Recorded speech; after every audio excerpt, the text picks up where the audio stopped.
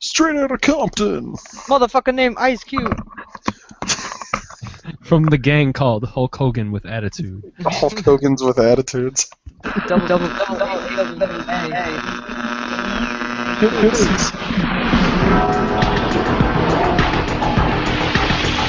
Welcome to the Dead Air Horror and Genre Podcast.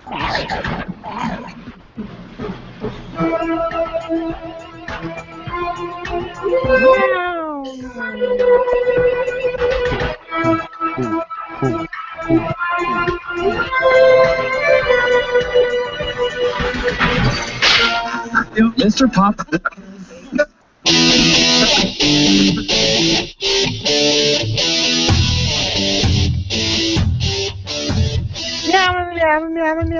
Meow.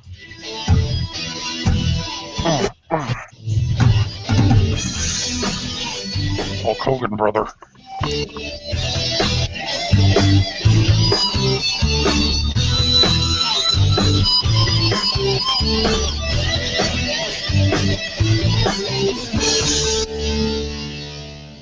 Hey everybody, and welcome to another episode of the Dead Air Horror and Genre Podcast. I'm Jeff Konopka, and tonight I'm joined by a bunch of insubordinate, Of naked motherfuckers. naked ass, greased up, motherfucking hairy ass, Balls touching. Ball touching. the one and only Chad Young, Hulk Hogan, brother. No, And- wait, no, that's bad. and Mr. Sexy Unicorn Gnarly Beastman himself, Jesse Bartell. Guys, I have a visitor tonight. Who? Eddie. Is it Andy Cohen? Eddie, you want to come over here? It's Eddie Vedder, guys. Hold on a second. Eddie. Is it Eddie, Eddie wanna come Spaghetti over? Vedder? No, Eddie Vedder. Wait, Eddie, you want to sing something real quick? Yeah. Sing something real quick. He's like, I'm dreaming 'cause she's dreaming red. Dead air is pretty good. Thanks, Eddie. I'll take what you can. Yeah, Eddie's gone now. He's just plugging us. Oh, that Yeah. wonderful, I'd rather have Eddie Spaghetti. that Eddie Spaghetti though. Eddie, Oh. we love you. R.I.P. HereLies.com. Wait, no. R.I.P. and the Here Lies are the Wait, same thing. camera's coming on. I'm in the dark. Oh, shit. Let's light this shit up. Kablow! And for everybody out there who's listening to the pre-recorded version on the podcast feed, basically Jesse is back in the murder dungeon again this week. Not the I'm in the murder office. He's Murder. touching his weenie. Oh, you're not in the found footage basement this week. No, I literally closed the store down and now I'm podcasting in it. You're not going to get in trouble. I hope not. Not this. It was a close call last week, but this week, smooth sailing. Didn't you have the POTUS coming in? The POTUS never arrived. I didn't see him. I don't know what happened with that. It was So, like Kenya or something, right? yeah. That's Yeah, what happened this week? Didn't somebody like tell people where the president was going to be, and now everybody's afraid? This week has just been ridiculous, which is part of the fucking late tonight. But if you are just listening for the first time, you can find more of our episodes up at deadairpodcast.net. Fight for the rights of every man. I am a real What is American. Yeah, pull the plug. What's right? Fight for your life. I'm gonna have to assume that Chad just did that. What's he fighting? I don't know what's going on right now, but yeah, find our other episodes up at deadairpodcast.net. And usually we get together every week on Fridays and broadcast live. And that's why shit like that happens. And we sit down, shoot the shit, talk about some movies, and then we review one particular movie that usually all of us have seen, but tonight it's just going to be Jesse and I because Chad is Chad. And I got a flea markets, though. He's got some flea markets, though. So, You gotta take a stand. You don't have to hide. If you have my friends, And everybody who's watching us can see me shaking my head at Chad's behavior this evening. So not only is he bailing out early, but he's ruining the rest of the show by playing Hulk Hogan music. Wait a minute, hold on, wait, I've got something Let better. let me at least tell them what movie we're talking about tonight, Chad. Okay. At least get this part out of the way before you start ruining the podcast. We're gonna talk Chairman of the board. Yeah! tonight. No holds barred. Just opened up today with Adam Sandler and fat fall down funny guy Kevin James, and basically everybody that all of you probably hate. And the other fat fall down funny guy named Josh Gad. I don't even know who that guy is, except for I'm convinced that either they wrote that role for Jack Black and he was like, fuck, I don't want to be in this movie, Mm-hmm. or that guy just really wants to have Jack Black's child. But either way, I don't know. It's either one is probably a possibility. But we are going to talk about that movie a little bit later. So, like I said, check out our back episodes, and if you want to join us on Friday nights, you can always go to deadairpodcast.net/live and find the page for the most recent podcast. Usually that's up earlier in the week. Like I usually put that up several days beforehand. But tonight I did not do that because I've been out of town. I was in Boston since Sunday. I got back last night and had to go to the movies to see this movie and talk about that later. But yeah, it's been a really busy week, and this week sucks. Hence the reason why I'm probably going to be drinking a lot, and I have the energy drink right here. And I know I'm not getting paid for that, so it's not a sponsorship. And in fact, I could probably get sued. I could probably get sued for talking about Monster right now because they would probably not approve of 99% of what we're going to be talking about tonight. But we don't get paid, so it's okay. I get paid. That's true. I don't know how all that works out, but I think if you get paid, it infringes on copyright. probably. But if you do want to help support the show, you can donate to us at deadairpodcast.net/donate, and that will take you to a page where you can send us money via PayPal or subscribe with a reoccurring payment if you would like to. And you can take it off your taxes at the end of the year. It helps Jesse buy lube. And no, actually, really, what it is just helps us to pay for the server and bandwidth stuff that we have to do. And I gave $5 last week. Yeah, I gotta finish setting up the thing. I saw Jesse donated, and I was just like, "Oh yeah, hey, I got money from one of my podcast hosts." Because it does cost a lot of money to do this thing. But either way. It's neither here nor there. This will still be free to everybody, whether you donate or not, and it's all good. We've been doing this for like it'll be 5 years in like another, I don't know, 6 weeks or something. Wow. So we're going to have to do something special for the 5-year incarnation of Shakma commentary. because that hasn't been done already. Spookies. The spookies, though. I kind of want to go up to New York City and see that. So do I. But What, I don't at know. the Alamo? Yes, it's playing at the Alamo. It's Toolbox Murders, I think. In Yeah, I would September. totally go to that if you guys went. Well, we'll see. I got to figure out if there's even tickets left. But you can find that if you go on the Alamo Drafthouse website, if that's your thing, and you can watch 35mm prints of mummies farting. Oh, that would be awesome. And isn't the star going to be there? Yeah, well, I kind of want to go just to hear the people that were involved with the movie talk about why it's such a fucking shit show. Because it's, from what I understand, it's a ridiculous story where like the movie just never got finished, and then somebody else picked it up and shot a bunch of shit, and most of it just makes no sense. And if you've ever seen the movie, it really doesn't make sense. It doesn't. We're talking about Spookies? Yes. It is a fucking ridiculous movie. Jesse, even if we don't go, you should go because I know. you have to I haven't seen this, so I'm kind of curious. It's terrible. It's like it's actually worse than like Silent Night, Deadly Night too. It's worse than any movie, but you just can't stop watching. Like when I went over to Jeff's once, we watched this, and there was a scene where this kid is just like running through a graveyard, and he falls in an empty grave. That's like the very beginning of the movie. Oh my gosh! And he puts no effort in trying to escape. He just keeps getting buried and buried and buried. And he's this just fucking like sitting there, wolf and thing like throws dirt on him. and he's actually putting he's actually putting dirt on him. Like you see the kid cover himself in dirt.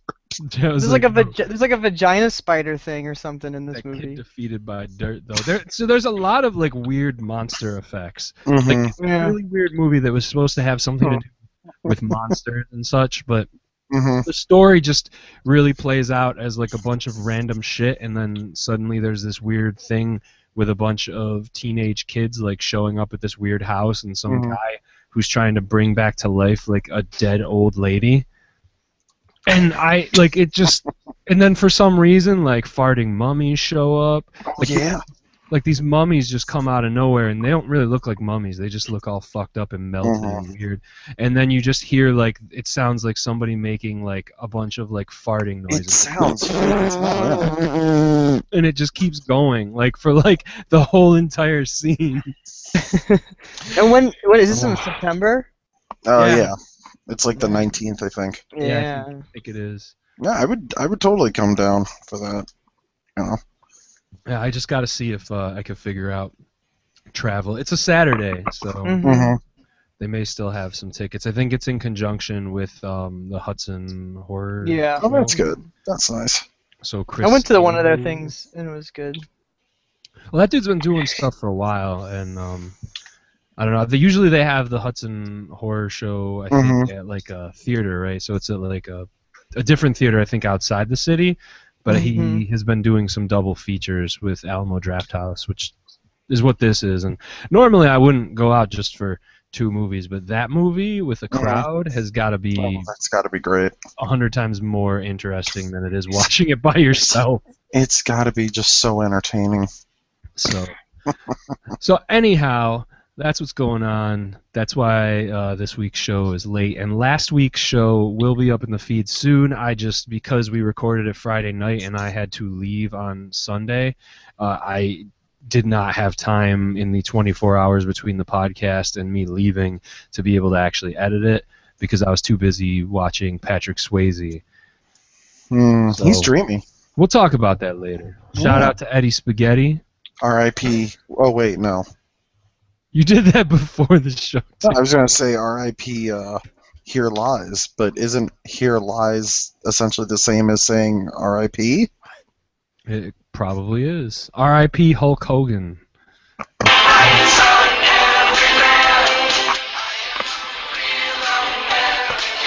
Oh. Chad, do you just have like a soundboard ready to just keep playing that over and over again? I have that on my phone, and I just keep playing it at random moments. Oh. So I just keep putting my phone up to the mic. So basically, what Chad is R.I.P. telling Chuck people Connors. is that they should just turn this off right now if they're listening, because it's just You know what, it's just though? gonna it can't go anywhere from here. It can only devolve and get worse. It's gotten so bad that Jesse put himself on mute because What? he's probably No. over there screaming and angry. Wait, what are we talking about? Wrestling? No, not yet. Goodbye. That hasn't happened yet, but No, so, my coworker showed back up and he brought me a free drink from Starbucks, which is nice. Ooh, well, that's awfully kind. Yeah. I got a drink here. I got Coke. It says Right here. Cassandra on it. It says I got my Coke says Cassandra on it, which is also funny. That's my That's your stripper name? that's my drag queen name. She lives inside me and her name's Cassandra, and and comes she gives wise advice to young people. Mhm. She's like, honey, don't be acting like me. That's Take right. a good squiddle. Are you And trying then to tell me that your drag queen name isn't Cinnamon with an S? Oh, wait a minute. Oh. And a Y. With her slut-seeking rockets or something. Yeah, Chad doesn't even. Chad, you don't even know what we're talking about, and it's probably I for the don't really better. fucking know.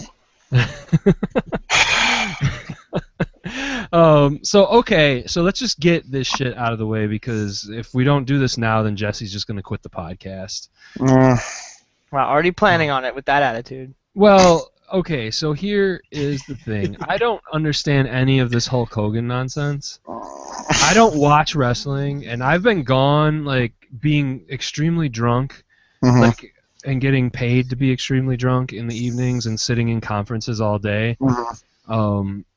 in Boston. So I have, like, not paid any attention to anything that's happening in the Mhm. world for the last week. And all I know is that when I've gone on Twitter today, I just keep seeing things, the words Hulk Hogan and racist showing up everywhere. And so Chad asked if he could talk about it briefly, and I was like, that's fine, but you have to tell me what it is first, Okay. because I do not understand. So here's what happened. I'm gonna go play Diablo. See you guys later. Bye, So- Jesse. So, Hulk Hogan made a couple remarks in a private conversation, and apparently it was during that nasty sex video with him and Bubba the Love Sponge's wife, and it's being leaked out right now. Here's kind of what sparked this is last night, I'd say way before midnight, everything Hulk Hogan just started vanishing from the WWE website. And apparently earlier that day is, I guess, when audio or transcription of the audio was released. So, that's kind of what got people talking about it.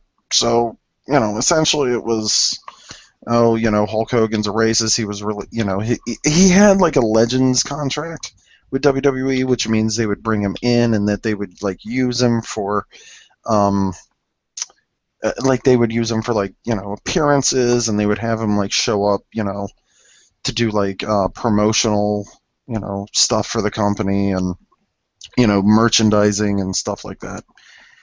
So right now he's just been released, and they just kind of say that for the time being Hogan is just not part of the WWE or the WWE history, and they're not doing what they did with, essentially they're doing what they did with Chris Benoit, because apparently they have reached out to like a couple, like a license, all their licenses and, merchandisers, and just to say that,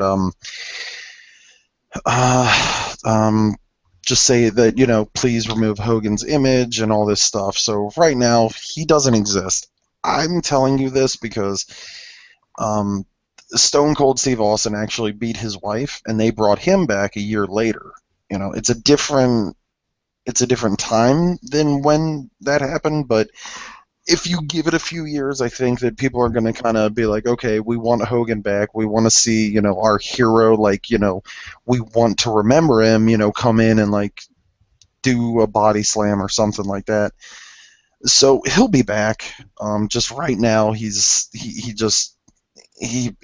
probably regretting what he said, And honestly, let me just say this: I'm not defending Hogan whatsoever. He hasn't had a real good past 10 years. His family's just a giant gaggle of idiots. They are. His ex-wife is a psycho, and his two kids are stupid as hell. And they all kind of made him look bad, and I kind of feel bad for him in that respect. But when you're being recorded and you're saying, oh yeah, I'm a racist, this and that. I think he was saying something about Brooks' boyfriend at the time or something like that. He had dropped a couple words that we're not really going to say. They're probably best left for a NWA album. And it just, I don't know. I don't know. It's a terrible situation, because so many people grew up, with Hulk Hogan as their hero, and this is just a big black eye, on Hogan, and I know a lot of people are just, hurt because, they looked up to him as a kid. I mean, and now they're kind of seeing what he is, and it's not pretty, But like I said, give it a few years, and the world, we'd love to, tear down celebrities, and we'd love to, build them back up. Hogan's already torn himself down. We are going to want to, like I said, see him back how he was before, and, forgive him. I mean, well, this for the most part. In today's society, though, I mean, everything's recorded, right? So. Well, sure, and that's what I didn't understand is why this wasn't released before. That's what I never understood, because the tape came out 5 years ago, maybe. So I mean, that's just I don't know. It's weird to me. Well, he's still gonna have somewhat of a career doing something, I'm sure. Well, Because yeah, he'll well, just need to he'll need to hide. okay, well, look at like Mel Gibson, right? Yeah, Look absolutely. at that. Look at there's any number of people out there that you could probably look at the Mhm. stupid shit with that chick who was licking donuts. Like, Oh, Mhm, Ariana mhm, Grande. yeah, mhm, like, come on. Stuff happens. They get stuff on there. Yeah, mhm, this is America. Of course, you're gonna bounce back from mhm. racism. Exactly. And here's the Again, other I'm funny not thing. saying that I condone that or anything, but even just No, listen to yeah. some of the No. shit that comes out of our mouths sometimes, and this is all recorded and put out there. So Mhm, somewhere along the lines, when Jesse's running for Senate, they're gonna mhm, fucking play some audio As clip you from this do. podcast where he's saying mhm. all sorts of nasty shit about I'm butt fucking ET. I'm quoting the game. And you know what's you know what's funny is there's a video online, and this actually aired live. Like I'm guessing that they rehearsed this. Vince McMahon is walking backstage during a pay-per-view, and this was a skit, obviously, but he goes up to a wrestler and just says, "Hey, what up, my N-word?" And he actually like says it. They don't bleep it. He actually says it. And then he like walks by another black wrestler, and like the guy has the funniest look on his face. So there's a little hypocrisy there because and the boss said it. So shouldn't he be erased too? I don't know. It's we're here's the deal. I never know what. There's so much pressure on celebrities. They have to be flawless. They have to be perfect. I'm not saying what Hogan said was right because it's not. But like Jesse said, it's America. He'll bounce back. Well, this is also a world that we live in where people are surprised on the internet, or it's considered newsworthy that Jurassic World is getting a sequel when it just made shit fuck tons of money. Made all the Mhm. money this year. Yeah, and people are like it's fucking news that, oh my god, it's coming out, and then everybody's like getting on it and be like, oh, I hope they fix all the problems that they had with this one. It's like, dude, like you What? just don't get it, do you? Like, They could literally put out the same movie and it will make as much money. yeah, like, everybody was saying that they didn't need. I mean, we already talked about this at length in our Jurassic World episode. Plug. So you can go listen to that.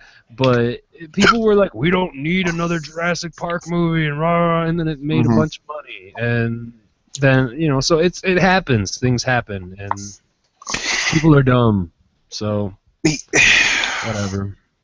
Here, how many other stories? Okay, and I'm sure I'm gonna, because I'm sure it's gonna sound hypocritical because I like the Terminator sequel. How many stories can you make about a dinosaur island and like discovering a dinosaur island? Interesting, and I'm not saying that in a negative way, but I mean, is that kind of what people are saying is the most shocking, or Well, like?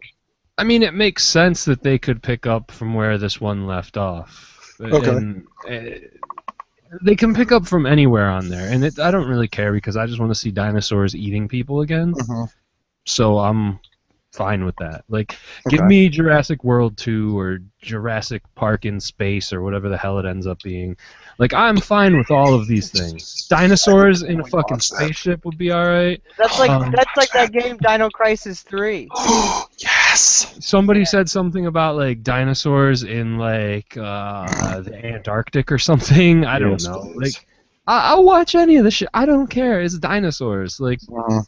I'll go and I'll watch it with my kid. And besides, like, it's 3 years away. So whatever. Like, do we really need to like have news stories about that? No. But why are people writing it? Because people are still angry that she wore high heels in the movie. Women don't wear high heels, silly. They're women. I Well, do.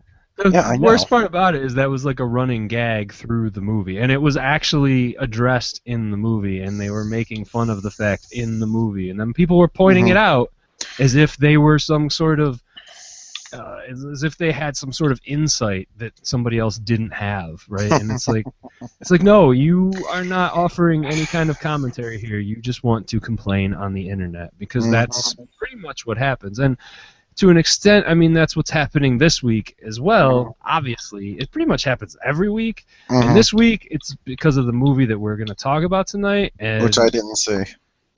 some of the stuff I think is valid, but I also stand by my statement earlier, which is just like everybody who is like super, super grossly offended by Pixels obviously didn't watch Adam Sandler's last movie, because I watched that last night. And I'll talk about this in a little while. Was that when the we Cobbler? Yeah, dude, it's so fucking bad. Is it really? It is so fucking bad. And it's super offensive on many levels, and just, ugh.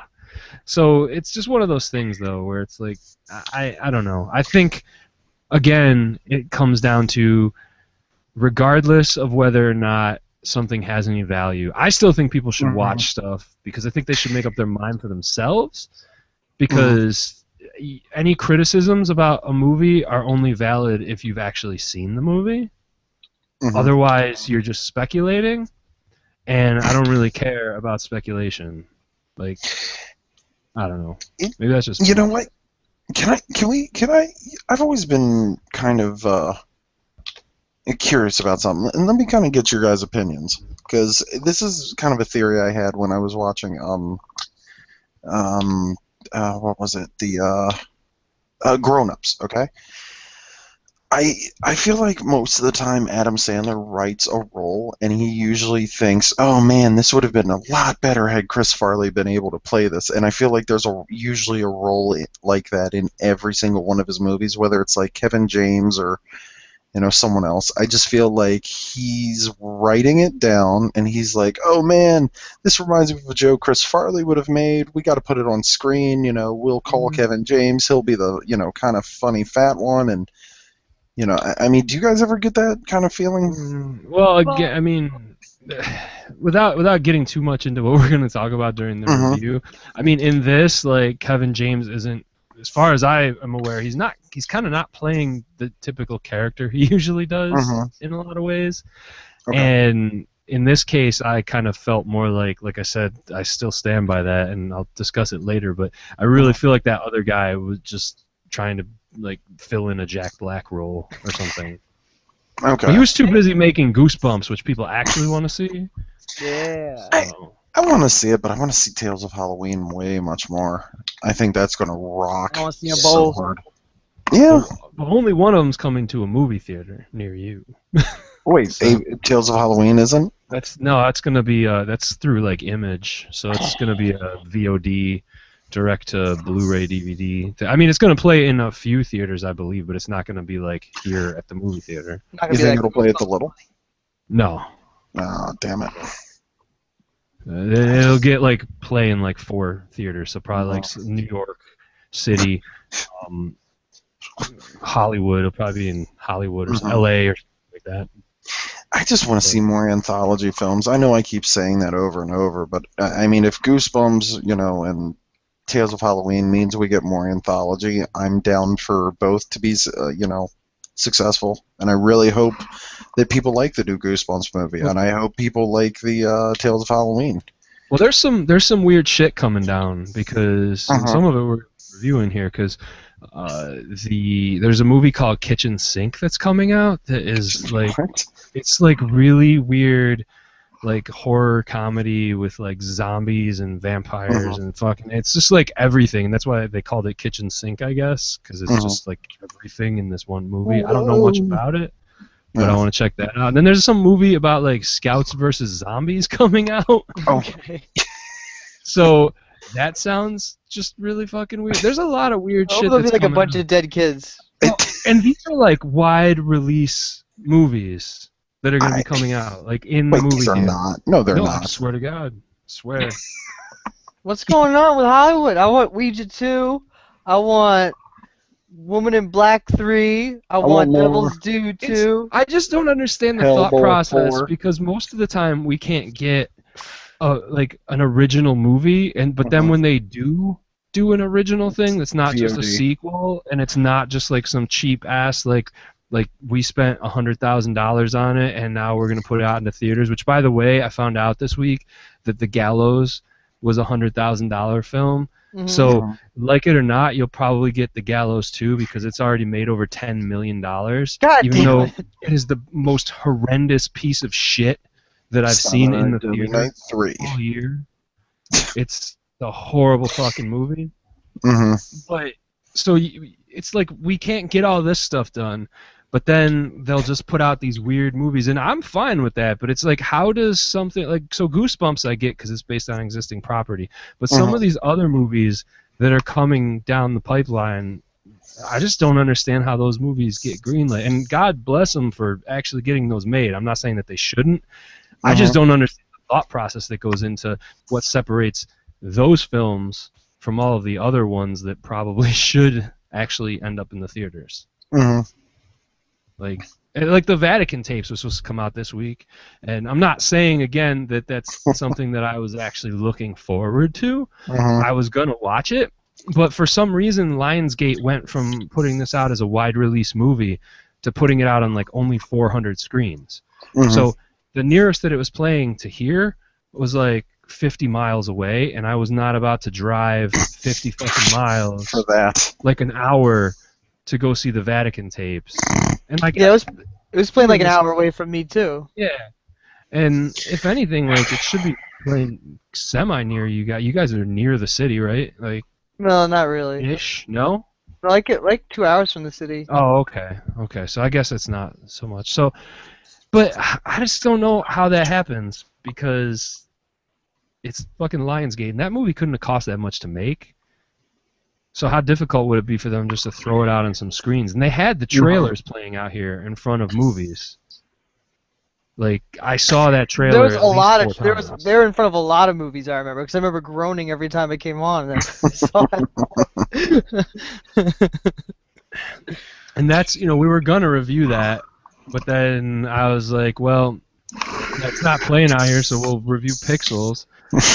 And then there was absolutely nothing to really talk about this week as far as movies go, and we were gonna try to review something, but it's just been such a quiet week. And then we found out Chad's not gonna be here next week, and he's I'm only here for moving. part of tonight.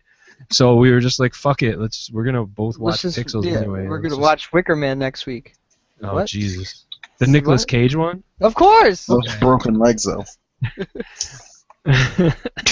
Well, at some point, I want to talk about doing prom night retrospective. All right. Yes. I just got to take a look at the schedule and see what's coming. But we are getting into the interesting time. I just want summer to be over with. Can we do because- popcorn?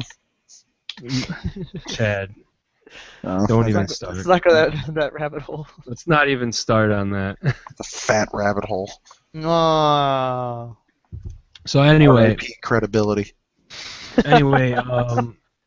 yeah, I don't know. And Sharknado 3 happened this week, and apparently everybody was super excited, and I still do not understand why, because for the life of me, the first Sharknado is almost unwatchable in my opinion. The second one I was able to watch and did not hate myself for watching it, but I just don't understand getting excited for these movies. I don't know. Because they're not for you, man. Probably. Especially I don't know. Like I would probably watch those if I was like hanging out with a bunch of people and getting drunk. And high. My rabbit's eating something. I'm sorry. My thing is, I look forward to them, but this time, like on Wednesday night, I was like I was as we were getting closer, I was like, I don't really think I fucking care. Like, and that's coming from me. Like, I mean that you're talking. It's coming from the same guy who got excited about getting a copy of Silent Night, Deadly Night 2 from his girlfriend on Valentine's Day. It just, I just don't have the interest in this. I don't see where. I see what it gives someone, oh God, I don't even know how to defend it. I really don't, so I'm not even going to try. The only way you can defend it is by saying, well, it's supposed to be stupid. It is. It's supposed to be stupid on purpose, which is nice, but... I get that, but it's like, is that really a defense, though? Like, so... No. because it's funny because you'll be like, this movie is just like dumb and stupid, and then they're like, well, that's the point. It's supposed to be dumb and stupid, and it's like, okay, so then you're gonna criticize somebody for criticizing something for being dumb and stupid. At the same time, I just don't get what separates that from like the movie that we're gonna talk about tonight, other than the fact that one of them was in a whole bunch of movie theaters and the other one was on TV. well, Sharknado's probably going to hit movie theaters because that's what they did with the second one last year, I think. Well, it'll hit some. Was it the riff track? Well, no, was it I- a- no, They also actually did like a longer cut or something, right? I think so. I think it was the one that they released in the theater. Well, and apparently it played in theaters somewhere because somebody on my Facebook feed had a picture of like a Spanish cinema that actually like had a marquee that they were playing Sharknado 3. And there was like a line of people around the building to watch it.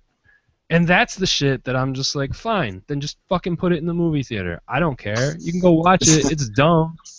But I don't want to see this picture. it's out there. It was in my Facebook feed somewhere. I'll find it, send you it. But Or Rises from Spain. yeah, I think that's what it was. I think it was. So it's Elena. At least I'm assuming that's what she was going to see because it was a marquee, and then right above it was a giant Sharknado 3 sign, and I was just like, okay. Unless it was James Harris that just drove down to Mexico just so he could see that movie. Just Of course it trolling. was. It would be so awesome if he just like sends us a message, "Hey guys, I'm in Mexico. LOL, Sharknado." Hashtag YOLO. YOLO. So yeah, I don't know. This week has just been ridiculous, and I don't think it's really getting any better. And apparently, Donald Trump is the forerunner for the Republican candidate for Yeah, I don't president. I don't want to talk. I thought it was all a joke, and then I woke up one morning and he was ahead of Jeb Bush, and I'm like, Well- what the fuck is going on? So here's the thing: we live in a world where the two most likely candidates for the Republican Party, and I'm not going to really get into politics because whatever, vote for whoever you want. I don't really care because pretty much any president is going to do stupid shit and do shit that we don't agree with on some level because it's all politics, and politics is all bullshit for the most part anyway. And any of the politicians who actually have like a good cause have to get corrupt in order to get to where they are to begin with. So, with that being said, we live in a country where we're going to have two possible people that are going to be they're fighting to run, and one of these guys is probably going to get picked. And one of them is fucking Donald Trump, and the other one's name is Jeb. Jeb. Who doesn't like big words? It's a fucking Beverly Hillbillies, man. Like, Gee Come on. whiz, Mr. Clampett. like yeah. What R.I.P. Buddy Epson. world do we live in? What world do we live in, and how is this? We're a joke. Pretty much, man. No, Go but we're USA. a free country, though. We're the I know. strongest country in the world. I don't know about that, but Nah, but I do know that there are many other countries to live in that are just fucking awful. So, and I don't mean that because I don't like the countries, but there's, we do have a lot of freedoms here. So let's just say that there's countries out there where doing what we're doing right now would get you fucking locked up and thrown in jail and/or probably killed. So Hostile. So I guess that's a thing, but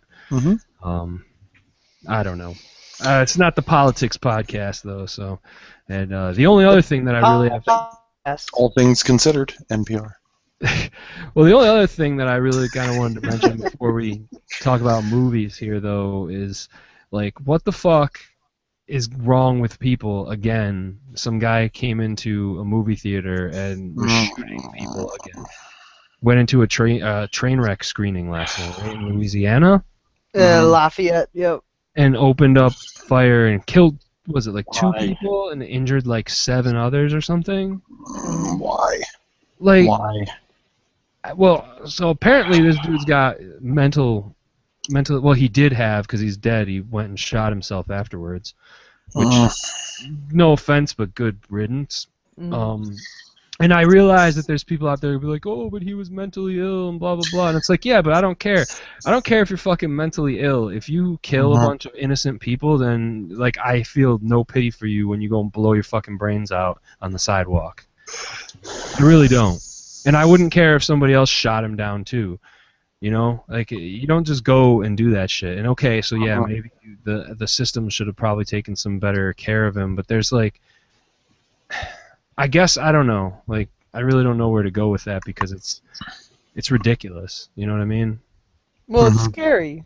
You know, it's Mhm. scary that we live, that we're still like reminded that we could just be doing normal everyday things, and then somebody will just, come in and just destroy you, and you'd have no idea, didn't expect it, and it's a safe place. You think a movie theater is a safe Mhm. place, and now it's becoming like, we're having these incidents in movie theaters, and it's like you're becoming scared. It's like there's this feeling of, now is there gonna be like, I'll go to see a movie, am I gonna have to worry about getting shot now? Yeah. Mhm. And I mean, I've even heard people be like, "Fuck it, I'm not going to the theater anymore." I'm like, well, that's not really the attitude to take, I don't think, but I can't blame them on some hand, like Uh-huh. because it's just ridiculous, you know. Like you go to Yeah. these movie theaters and just shit. Like I told you, man. I think I brought this up. Like I don't know if it was last week or one of the other weeks, but somebody got stabbed at the movie theater that I usually go to, Yep, and that's they've right. got rules around late night showings. And actually, I don't even think that theater does midnight screenings anymore because of that. And it's just, I don't know. This is a depressing subject, It is. Well, but I mean, the chances of something horrible happening like that are extremely low, thankfully, but it is that you are worried about them at one time happening, and, because it can completely change your life or end it. And it's a terrifying thing to think about. But yep. it just sucks that it has to always intrude on our sort of pastimes and things that we find. Like, we go to the movie theater to because we feel like we're safe there. I certainly go to the movie theater because I feel at home there, and I don't think, it just feels invasive in a lot of ways, and people's lives were lost because of it. So it sucks. Oh yeah, and people who didn't even, I mean, the only thing that they did was they wanted to go and see a movie and laugh, right? It's a Hmm. fucking comedy movie too, like. And then people talk about like, oh, horror movies are bad for blah blah blah, and it's like, well, okay, so the two theater shootings that we've had weren't even horror movies. Hmm. Like, so are they still gonna keep coming down on horror stuff because of shit like this? It's, I don't know, man. I don't know. Fucking people. That's all I gotta say. Mhm. So we do have a couple of questions and stuff that came in real quick that we'll get to before we go into this. And one of the questions, well, one of them was from Chris Williams from Extracast, and he I know said that guy. he's got a question for Sexy. you, Chad. He wants to know Uh-oh. what's worse, Hulk Hogan being a racist or Stone Cold Steve Austin beating his ex-wife. And I think you kind of answered this, but I, I, there's your answer, Chris. I don't know. I don't really think that either. I don't think. I'm not cool that that wrestling fans just forgot that Stone Cold beat his wife, and I don't think it's cool that. Well, they did because they brought him back a year later, but I don't think either. I don't think either is better, and I don't think either is worse. They're I both don't know. shitty. They're both shitty. They really are. Okay. The other, this is a question, but it's not a question. And this is from Chris again. He says, "How many words does Chuck actually comprehend when he's reading a Goosebumps book?" And my answer is, I The am letters. not fit to answer this. So Chuck, if you are listening and you want to inform us of how many words you understand when you read Goosebumps, which he apparently does because he's got a whole podcast that's devoted to nothing but Goosebumps. Mm-hmm. Which is awesome. Zombies don't run Goosebumps podcasts. So We love you, Chuck. We featuring really Dr. do. Gruesome. Oh, The not to be gruesome confused with Doc twosome. Sexy. Rondo So- nominated Doc Sexy. No, not him. HorrorSexy.com. No, not him either. It's just Oh, just okay. Dr. Gruesome. I don't know who that is. Dr. Dick. I don't even. Apparently, from what I understand, I don't even think he reads the books. He just comes on. He and likes says the them. pictures. I haven't listened to it yet because I do not really have much of a knowledge of Goosebumps. So It's because you weren't like 10 when they first came out, like I was. I was probably close. I mean, Chad, we're not that much different in age. A couple of years, Gosh. maybe, right? Mm, No, not again. it's funny that that's the lyric that I pulled up. Fight for what's right. It, I didn't even. Here's what I'm gonna bet. Chuck Connery. Is that who we're talking about? Chuck Connors, yeah. Chuck Connors. No, you're correct. Chuck Connors. I'm gonna guess that he knows how to read the copyright page. That's all. He just reads the summary on the back of the book. Hey, you know what? Why not? That takes a whole lot of effort out. That's what I would do. That's probably why I like Chuck. Chuck's good people. R.I.P. Summer Camp Nightmare. We do support Chuck Connors here on the podcast.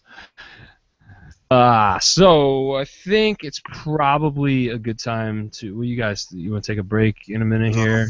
I'm gonna bounce. Come back and talk about some movies. And Chad's gonna run away. So Chad, why don't you tell people about where they can find you on the internet besides at HulkHoganLove.com? Hulkamania, brother. Where are you on the internet? Yeah, all that stuff. HorrorMovieBarbecue.com. BBQ, technically. It's the same thing, though. Twitter.com/HorrorMovieBBQ. God, I can never figure out what I should say with this. Instagram, I've got a Facebook page, which is actually Facebook.com/TheHorrorMovieBarbecue. And actually, barbecue is spelled out, which I probably should have thought through when I first registered it, but, whatever. Check me out, send me a message, tell me that, you like that I reviewed the movie The Wild Thing or something like that, I don't know. Tell me that you like Eric Freeman and I'll tell him that you like him. Yeah, I guess that's all I got. Chad, I think you just dropped something there. What? You better go pick it up. What? Come on. These nuts. These nuts. God. All right, well, thank you. Thank you for coming on and making the first part of this podcast a giant train wreck with your random Wait a minute. Hulk Hogan music interludes. Wait a minute. That's not fair at all. I didn't make it a train wreck, you I know. asshole. I'm just fucking with you, Chad. Well, and on that note, thank you, Chad. Jesse and I are going to take a break because Jesse's see dreams and color, see dreams of red. He's obviously already taking a break here. Jesse's checked out already for the night. He looks like he just smoked a big fat doobie before he fucking look at him. I'm just R.I.P. hotboxing Sean this office right now. So Boxing his balls. R.I.P. Sean Savage. oh Jesus. Okay. Or as the French would call him, Le Chavet. So hang tight. We'll be back, and then Jesse and I are gonna actually talk about some movies for a little while. What? And, What? Yep, Wait, we talked about movies? movies, things that you watch and stuff. When did this happen? No, it's sometimes. Okay, we'll be back. See y'all later. You guys want to hear my Hulk Hogan impression before I leave? No! I want to hear you get off the podcast impression. Oh, that hurts my feelings. I'm gonna I'm cry. just kidding. I'm kidding! I'm gonna go take a shower in the fetal position and cry. Alright. Light my dick on fire. Yeah. Just spray it with WD-40 and light your dick on fire. Oh, that's always a good feeling. Mm-hmm. Hey Jeff, I'll talk to you later. Jesse, I'll talk to you later. You guys Bye, have a fun Jeff! time. Good luck I'll with see the you guys. move. Or I'll talk. Oh, thank you. I'll talk to you guys soon. Alright. All right. Bye bye. Yo, live on stage, we break it like a beat pattern. Kick, snare, and hi-hat, we ready to ride that. Got the juice from a get 'em that like fry. We do it, no try, put your hands in the sky. We see the duo coming with the funky drummer, knock over your wine spritz. So wake up and start the switch up. Take a picture and capture the funk. I'ma let my nigga rap before we get drunk. Put your phones in the air. Let me see you scream. Put your voice in the air. Let me hear you scream. I dream in Technicolor. My brother, we cover this blizzard childhood. While hood risk and floppy this madness. Got the 8-bit potato chip. Willie on a BMX. Simple time rhymes. Rhythm looping like vine. I'm doing mine. You do yours and you'll be fine. Gonna turn the party out and re-up from the bottom line. And simply one up to the sun up. How throw your hands up. Kids are like blunts. Cause you only live once. One up to the sun up. How throw your hands up. Kids you get drunk. Cause you only live once. One up to the sun up. How throw your hands up. Kids are like blunts. Cause you only live once. One up to the sun up. How throw your hands up. Kids you get drunk. Cause you only live once. Turn it up. Turn it up. Turn it up. Turn it up. I salute the old school, I pollute your whole pool. It's the P, motherfucker, recover and retool like a CNC factory. I glance to my right and strike a cowboy stance. Invisible six-shooter, put your hands where I can see him. A free your mind and your being, embody the Coliseum. You now rocking with the best, yes, one for the ages. Jump up and down, tear the roof, break We stages. tend to get stupid, I mean outrageous. Stay away from the P cause the rhythm's contagious. Cause we're the winner of the hands down, the host barred. If we ain't rocking your world, then we rocking the bar. High fives all around, steady watching the sound. Forget the throne, me and Chris Ben had that crown. Pound for pound, drop the mic and watch it smoke. Boom, fire in the hole, we gon' broke. Hey yo, one up to the sun up. Pow, throw your hands up, kids are live blunts, cause you only live once. One up to the sun up. Pow, throw your hands up, kids you get drunk, cause you only live once. One up to the sun up. Pow, throw your hands up, kids are live blunts, cause you only live once. One up to the sun up. Pow, throw your hands up, kids you get drunk, cause you only live once. Turn it up. Turn it up. Cause you only live once. Turn it up. Turn it up. Cause you only live once.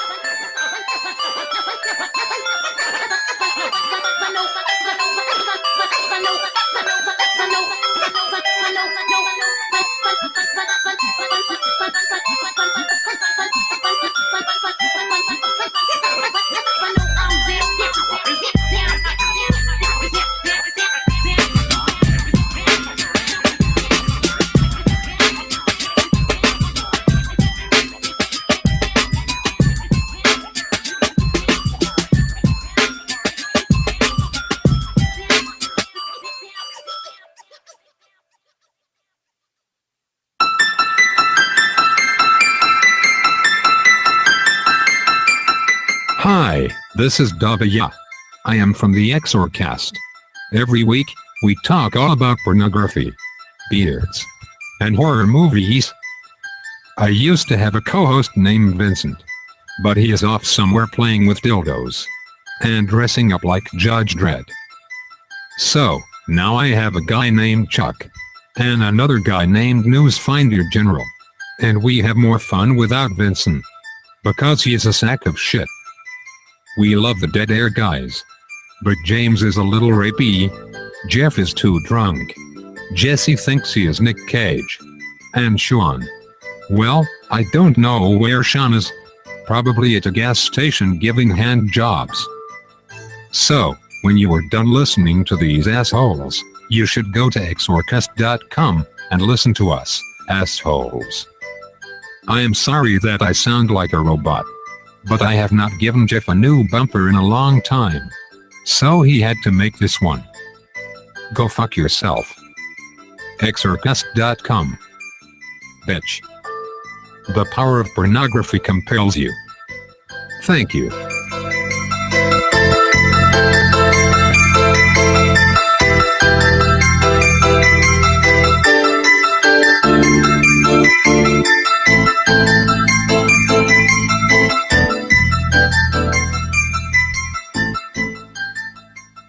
All right, and that was a bumper from our friends over at Exorcast. So you can check them out, exorcast.com. That is Mr. Chris Williams and the one and only Chuck Connors, a.k.a. Chuck Connery, a.k.a. Dude in Menace to Society who will suck your dick and give you a cheeseburger. if you give him goosebumps. I got these cheeseburgers, man. I suck your dick. True story. He sent me a picture of that guy earlier because I was No, fucking with I him. was gonna say, true story. He sucked my dick once. And I'm No, like, no. no, no. I would not admit to that on the podcast. No. I would. Um, but you could check those dudes out. We love them. We listen to their show. It's good time. See, look, right there. Picture. Wait. Kinda see it. Wait. I can't. Wait, hold on. Oh, come on. Wait, no. There's like some lag or something. Oh, Oh, there it is. There we go. Yep. Ah, yeah, exactly. So Got anyway, you. I wasn't making that up. I do make up a lot of stuff though. Because internet, man. Let me tell you. So anyway, we like those dudes. You should listen to them. Check out their podcasts. Good stuff. And Chris, new bumper, please, before I have to spend time that I don't have making another bumper because I'm getting tired of listening to the same bumper every week. That This bumper is so week, old that it still has James Harris and Sean Savage on there for the names. Who? I don't know where Sean Savage is. He's I haven't talked to disappeared. Sean in weeks. He's somewhere. And James Harris has bowed out of the podcast, at least for the permanent position. So hoping he'll be back on at some point. But he's got babies and things like that. So anyway, Jesse, now that we don't have man. Chad here with us anymore to ruin the podcast. Now we don't have that drag queen holding us Oh, down. Fucking Hulk Hogan music. His Hulk Hogan music and his Priscilla Queen of the Desert bus driving around town. Dick. So I guess this is usually where we talk about movies that we've been watching. So Oh yeah. now I do not have a lot this week. I'm just going to put this Neither out do there up I. front. So this But is I do have probably one gonna be thing. a shorter section, but Yeah, I got one thing I want to tell you. I want to talk to you about this film. You've already seen it. I think you brought it up briefly before, but I saw Patrick Knack Bryce's Blumhouse produced film Creep, starring Duplass and Bryce, right? Is he in that? yes. He's the other one guy? who makes that ridiculously hilarious face when he's sitting there, and he makes this weird frowny face. Yeah. That was fun. That's a good movie. That is that movie only worked because of Mark Duplass. Mm-hmm. You know, unless they found somebody who was equally as charismatic and weird and like jumped into that role, because they must have filmed it like over like literally a weekend. They must have just did that in a weekend. Oh, that movie cost like nothing to make, I'm sure. Yeah, like it feels like it was just done in one weekend. So they only had to pay Mark probably not that much. But Mark, he must have some sort of weird contractual hell with Blumhouse, right? No, he had a producer credit on that. So I am pretty sure that he does a lot of producing stuff, and I'm not going to get into it too much, but so like Tangerine, which is out now in limited release, which is the transgender movie that was shot on an iPhone. Mark Duplass was like the executive producer of that film. Like he gave the person money, and whether you like the Duplass brothers or not, and I think Jesse, you probably fall. Yeah, I was gonna say you probably fall more on the side that I do, which is so I like them, and I'm kind of beginning to love Mark Duplass a lot. Like I just I like watching him and stuff, and I just think he's an all around good dude from what I can tell.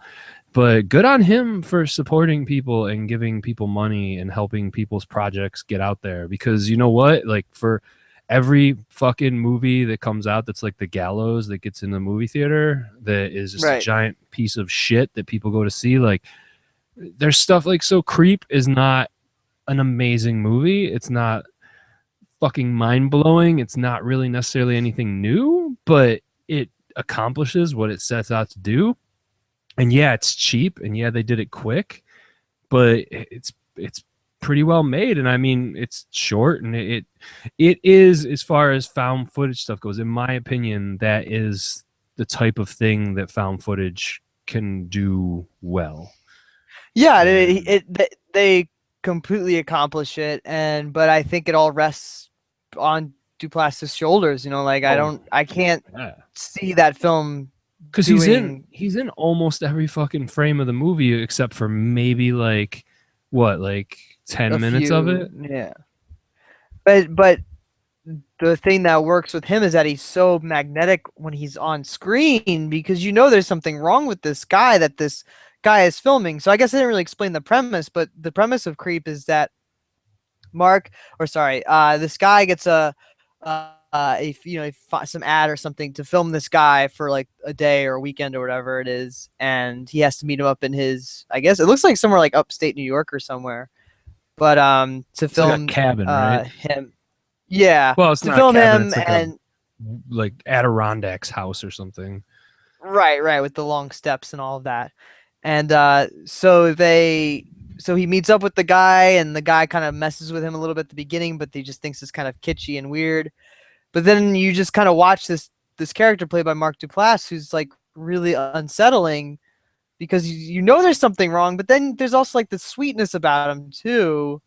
And you don't know if he's being genuine or if he's being weird, but there's just something completely off, and it kind of goes further and further and further.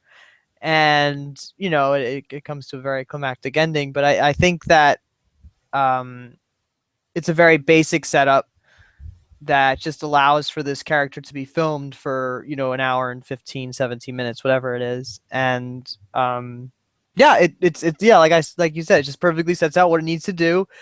It's, you know, it's probably just like a one watch, more or less. I don't know if I'd ever watch it again. Like I wouldn't be against watching it again if somebody were like, I haven't seen this, I'd like to watch it, and I'd be like, sure. But you know, I don't think I would personally probably set out to watch it again. But it's really worth checking out. I think it's streaming on. I saw it on Netflix, and I think it's Yep. there to watch right now. But yeah, cool stuff. Good use of, you know, the POV found footage format. Yeah, I didn't have any real complaints with it, other than it just wasn't like a miraculous movie. It was just sort of, it did really well for what it did, and Duplass definitely carried all that weight. Yeah, well, I watched it the same week I watched The Gallows, so like you can imagine that. Oh yeah, wash the taste out of your mouth, I guess. Well, I watched it before I watched The Gallows. Oh, okay. Right. But it just kind of reinforced all of the shit about that movie that I just don't like, and it's one of those things where I've seen a lot of other people give that movie, like I gave it like half a star, I think. It was just that bad. The Gallows, that is. Creep, I think I came in at like 3 out of 5 or whatever. So perfectly serviceable. It's above average. It's not amazing, but it's a good fucking movie. And I think people should watch it, and you really don't have an excuse, because if you got Netflix, you can watch it, and it's free, and it's not free, but you already pay for your subscription, so it's not going to cost you anything extra to watch it. And it's short, like really short. Yeah. Like just a little bit over an hour. Almost literally. Yeah, it's not long, and it goes by quickly, and it's engaging for its whole run. Like the whole runtime, you're just really weirded out by everything that's going on, and they pace it very well. All the gears are turning with that movie. It's just, I think that the material is just not going to blow you away, I think is the downfall of it. And where else are you going to see Mark Duplass in a wolf mask? Yeah. Touch himself. Dancing around and singing a song. And I don't know if you noticed it, Jesse, but over the credits, there's a recorded version of the song that he's singing. Like, that is my selling point for that movie, is always just go and watch this, because Mark Duplass puts on a wolf mask and sings a song and dances really oddly. And he's also in a bathtub at one point. Right, yeah, he's pretending to like wash a kid. Yeah. He's pretending to wash an invisible child who's not there. Beach Boys! It's super fucked up. Like, it's super weird. And you know what? Like, and again, it's not something that was like this big movie that they were working on for a long time. It's just, I think it's just a movie that guy had an idea for, Patrick Bryce, and he's a younger guy. He's got a movie that's out, The Overnight. We talked about it kind of last week. It's a movie about buttholes and stuff like that, with Taylor Schilling, I think, right? Is her name? From Orange Is the New Black, and what's his name? Jason Schwartzman. Yeah, I always call him Jason Brightman for some reason, but Schwartzman. So those guys are in it, and it's supposed to be really good. I haven't seen it yet, but I think it's on VOD, and it's getting really good notices. And I think he just wanted to kind of make this movie, and so he did. And you know what? More power to him. So anyway, anything else you watch? No. I started watching that documentary, and I want to finish it. It's not that it was bad, but that one about the magician, the Amazing Randy. I don't even know what that is. Okay, all right, I'm getting there. Hold on. I gotta look up the name of it. I'm sorry. That Amazing Randy. It is An Honest Liar, which is about this dude named Randy, who was like a magician and illusionist back for a long time. He was like on Johnny Carson and everything like that, and he made a career out of basically taking all these frauds and putting them to the test, like TV evangelists who said they could heal people, like Mythbusters, kind of. Yeah, but he wasn't doing this for television or anything. Like, he was doing this for himself. Oh, he was just exposing people. Yeah, like he was going around because he was like offended that people would put he found he loves the idea of magic being like trickery, and he's open like magic is just tricks, and I'm fooling you, I'm fooling the audience, and he doesn't like people who fool the audience without the audience knowing it, because he believes that is insincere and disingenuous. And so he he's personally very offended by people who would, like TV evangelists, who would take basically give people hope that they could be healed, and he goes after them, and it's really great. It's really fascinating. He's super old now, and he's like, his boyfriend is this like younger like Latino guy who helped him do, because there was like this one time, like I think it was maybe in the 80s, where there was this big like phenomenon where people were pretending to be like possessed by spirits from like thousands of years ago, and they would talk funny and walk around funny and everything like that. So Randy hired this Latino guy to help him out, and he got this guy to be like pretend to be like possessed by a spirit, and he wanted to see that if the journalists would go along with it, and the journalists did, and everybody went along with it. No one fact checked any of this stuff, and he just basically pointed out like how ridiculous all of this stuff was, and but they ended up dating like for their whole life, I guess, at this point now, for over 30 years or 40 years or whatever it is now. But yeah, it's great. It's totally I have to finish it up though. I didn't get a chance. I was getting my car service when I was watching it, but it was it's cool, especially if you're service, huh? That's what you call those sex acts, That's right, man. I was getting my car, so what you're trying to tell me is you're getting I gotcha. Yeah, I was getting the lube job. Yep. You know what I'm saying? Get those juices flowing. That's right. But if you're a cynic and you don't like people, if you have a real disdain for people who like to use mumbo jumbo to trick and give people hope, you should totally watch that documentary, because Randy's like my spirit animal at this point. It's like you are doing everything you should be doing. People shouldn't be taken advantage of by charlatans. So yeah, I would check that out. But that's about it. I haven't really watched much else. That's on Netflix, you said, or? Yeah, it is. It's on Netflix. It's called An Honest Liar. I'll have to check that out. This is the first I've heard of it, so. Yeah, it's the coverage. It's a black background. It just has like an old guy's face on it. It's good. Right on. Like I said, I was in Boston for pretty much a week. Boston, Beantown. wicked. Beantown. That's a wicked sick charger, man. Did you get lost all the time walking around those streets? No. Well, I've been to Boston a bunch of times. I almost moved there once upon a time, a long time ago before I went back to school. One of my roommates moved out there and was working and living in the city, and I was going to move out there with him, when I was still doing retail because I was going to transfer into one of the corporate positions because they had an office outside of Boston, and I think it was in like Framingham, and I was going to move out there with him when he got that. But then I decided I would go back to school and go to college, and here we are now.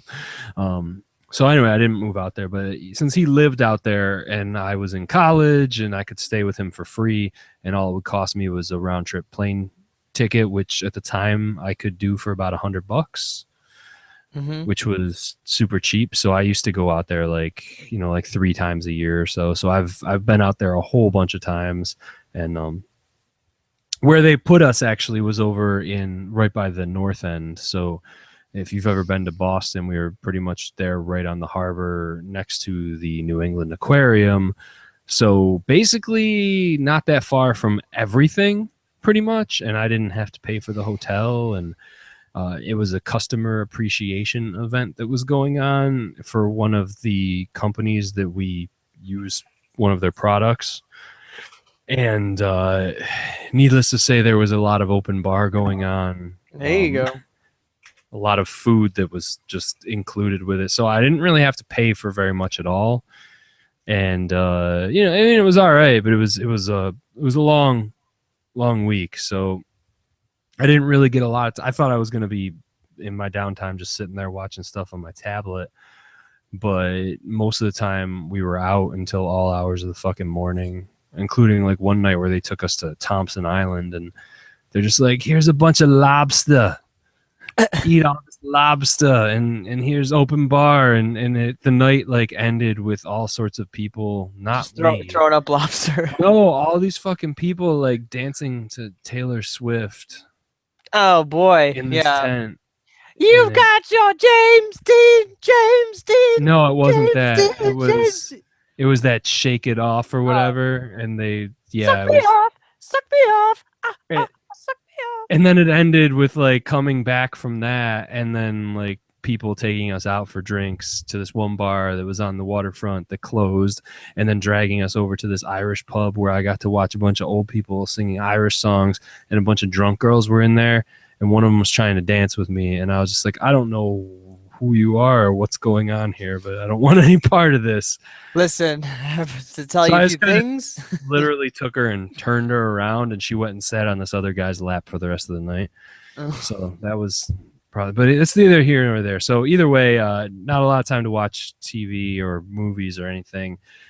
I have been watching Game of Thrones. I'm like almost through season 2 now, and I still think it's a pretty good show. It's not the best thing that I've ever fucking seen, but it's good. It's pretty cool. Like, it's weird and it's super funny that we live in a day and age where this show is like one of the most watched things on TV, and it's the most pirated thing of all times. And it's like a sword and sorcery, sword and sandals fantasy show that has like all sorts of nudity and sex and like chicks eating out other chicks and gay people having sex and like gay dudes, and yet we still live in a country where people seem to be offended by it. And I'll bet you a bunch of the people that are offended by all this like gay marriage and all this other stuff probably watch Game of Thrones and are just fine with it. Yeah, probably. And I don't get it. But it's a good show, but I don't need to tell you that. You've probably heard that out there. So it's trashy Shakespeare, man. It really is, dude. It's like a fucking soap opera. It really is just like a trashy fucking soap opera that is allowed to have sex and graphic nudity on it and stuff. So, it's just an engaging watch. I mean, I don't think it's the best. I think the best. I know people like overblow it out of proportion, but I just think that most normal people don't watch as much stuff as we do, and therefore like anything that's actually kind of good is just like it's like the most amazing thing. And you're just like, well, yeah, I mean, we watch a lot of good stuff, so I don't know, like it's not. But I mean, as far as bad TV goes, too, it's super cinematic, so I think that's really it, right? Like they treat it like that a helps movie for sure. Yeah. But their budgets are the budget for like one episode of that show is more than a lot of movies get. Yeah, and the last season, I think they went, even like farther than they ever gone before with some of the later episodes. So, But it's funny because I hear people complain all the time about CGI and shit, and there's some CGI in Game of Thrones that looks terrible, like yeah, not very good at but all. it gets better. Well- They get. I don't know if the budget got better or what, but it gets better. But there is some that's like, ooh. Well, that's what I'm saying. But it's funny because the same people that are like praising that show will bitch about CGI and something else, and I'm like, dude, it's not any better in that show that you love and say is flawless. Right. You know what I really think it is with CGI is just that we didn't grow up necessarily with it for our entire lives. Mm-hmm. And so, but I think for like younger people that have just had that around forever, they're probably just used to it by now. And Yeah, they look at it the same way we do when we see like practical effects from like the 70s or like the early 80s, and we're like, man, like that's pretty cool, but it looks like shit. Do you think there'll be nostalgia for bad CG? Probably at some point in time. It's just like people just watching Spawn over and over again, like, oh my god, John Leguizamo. Maybe, man. But before I left for my trip, I watched Roadhouse. Yeah. And now I Thirsty? suddenly have much more of an appreciation for Eddie Spaghetti's Swayze eyes. eyes. Because it's pretty much just that whole movie summed up in a song. And it's kind of brilliant and ridiculous. And that movie, like a lot of people love that movie, and it's definitely a shitty, trashy movie. Yeah. Worst sex scene ever, by the way. Mm-hmm. Most awkward, ridiculous sex scene, and most of the movie is just dumb as hell, but it's got what's his name in it? Is it Jeff Healey? I think is like the dude doing the music. He's the music guy, and he's like the blind blues dude, Right. who plays with the guitar like on his lap. Right. Yeah. And like that dude is pretty fucking sick at his instrument and stuff. But just watching like Patrick Swayze beat the shit out of people, and then watching like Sam Elliott show up, and it is just like they could only get away with that in the 80s. Mm-hmm. And only when Patrick Swayze was like this big fucking selling point. And a movie like that would never get made today. No, not at all. So you should check it out. You can get it for like $7 on Blu-ray, and it's totally. I think it's on Netflix this month or whatever too. So you can check it out there. Oh yeah, well, if it's on Netflix, definitely watch it. Yeah. I picked up the Blu-ray just because it was like $7, and I was like, doesn't it fuck have like it, a man. red case, like some Yeah. HD DVD nonsense? Yeah. Well, it's like the quote unquote 25th anniversary special edition. That's not. It has a special nothing. edition. Yeah. It's got like just about nothing. It's got like a couple things on there that were on the other disc, but they just changed the packaging from like the poster to like just like a picture of Patrick Swayze going like he's just sitting there like this. As he does. And but it was enough that like I was watching it and I got drunk and had a good time with it, and I woke up the next morning and had ordered Patrick Swayze triple feature, which is like Point Break and Ghost and Next of Kin is on Blu-ray for like $10. So it was enough to inspire me to do that. And I also did get that Let Us Pray disc. That we were talking about last week. I haven't watched it yet. That's on my list for this weekend. Hopefully tomorrow, but it's sitting upstairs. I think you'll dig it. I hope so. I hope you dig it too, but I think you will. At least in some capacity, you will. I don't think you might not love it. I think you'll like it. Sounded pretty good. So I watched that, and then I watched The Cobbler last night because I came back from Pixels, and everybody's been shitting all over Pixels and be like, it's got a 0% on Rotten Tomatoes and all this other shit. I think it's up to 13. What? I think it's up to 13 now on Rotten Tomatoes. Oh, is it? Okay, well, whatever. But it was like it had a really horrible rating, and I was like, all right, like let's go back and look at Adam Sandler's last movie that he was, because I really feel like a lot of the criticism for the movie is just people trash talking Adam Sandler. Like I think this is, and we'll talk about this when we get to Pixels itself, but I kind of feel like we had this discussion when we were talking about Tusk, where people weren't necessarily reviewing the movie; Right. they were reviewing Kevin Smith, right? Mm-hmm. And so I was like, all right, well, I'll go back and watch The Cobbler because that was Adam Sandler's last movie, and I heard it was horrendous. And let's morbid curiosity. Let's see if it's really as bad as everybody says, and then B, let's see if it's worse than this other movie that everybody is deeming like the biggest hunk of shit. And The Cobbler is so much fucking worse, so much worse. Like we're talking almost unwatchable in a lot of ways, and just horribly sexist and racist, and played for laughs, and doesn't make any sense because it was a Thomas McCarthy, right, who directed it, and he's done a bunch of other stuff, and he's kind of, I don't want to say he's like a highbrow kind of guy, but he's done a bunch of other movies that were like supposed to be good and that people like. And then he's got this movie with Adam Sandler that he like wrote and produced. It was all like in on there. And it pretty much just plays out like one of the fucking joke things that Cartman pitches on South Park for Adam Sandler movies, which is like Adam Sandler has this magical sewing machine, and when he makes these shoes for these people, if he puts the shoes on, he can become that person.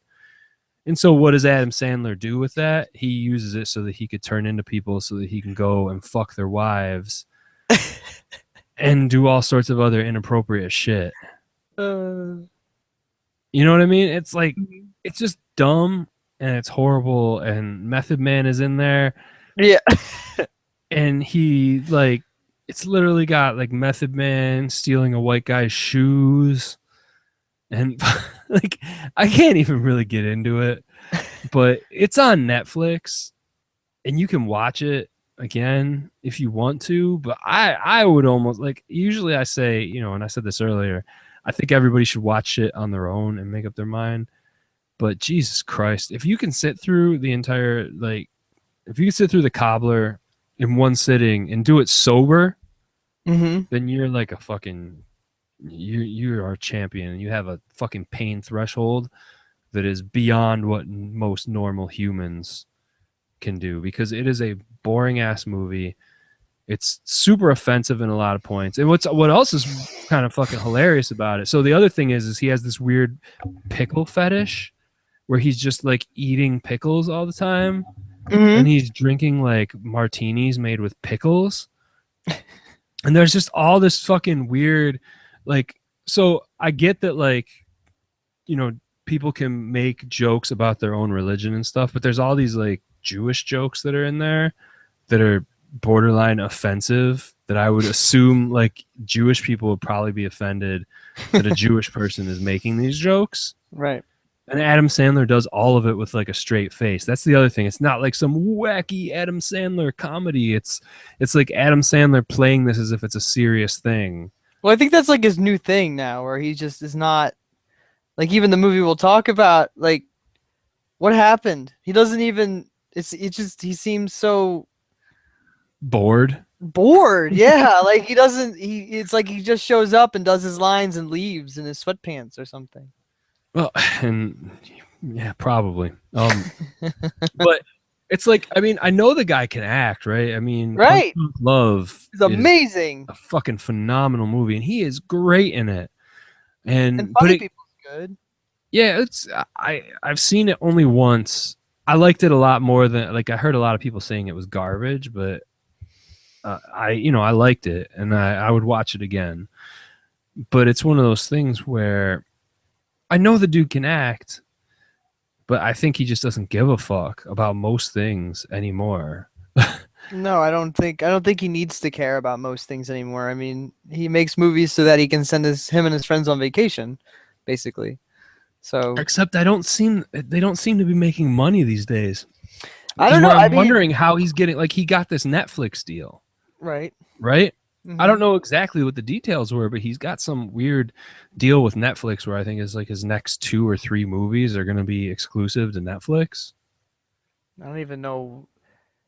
Okay. I mean, there's some fucking thing, like they're not coming out in the movie theater. They're coming to Netflix. Maybe he's done with Sony. I mean, he guess. has to be done with Sony at this point. But I can't imagine that anybody would want to be vying to try to get Adam Sandler back. Like I don't know. I just don't see him as a commodity anymore, which is what makes it even weirder about what we're going to talk about, because like I don't even think that the movie was sold like it was an Adam Sandler movie.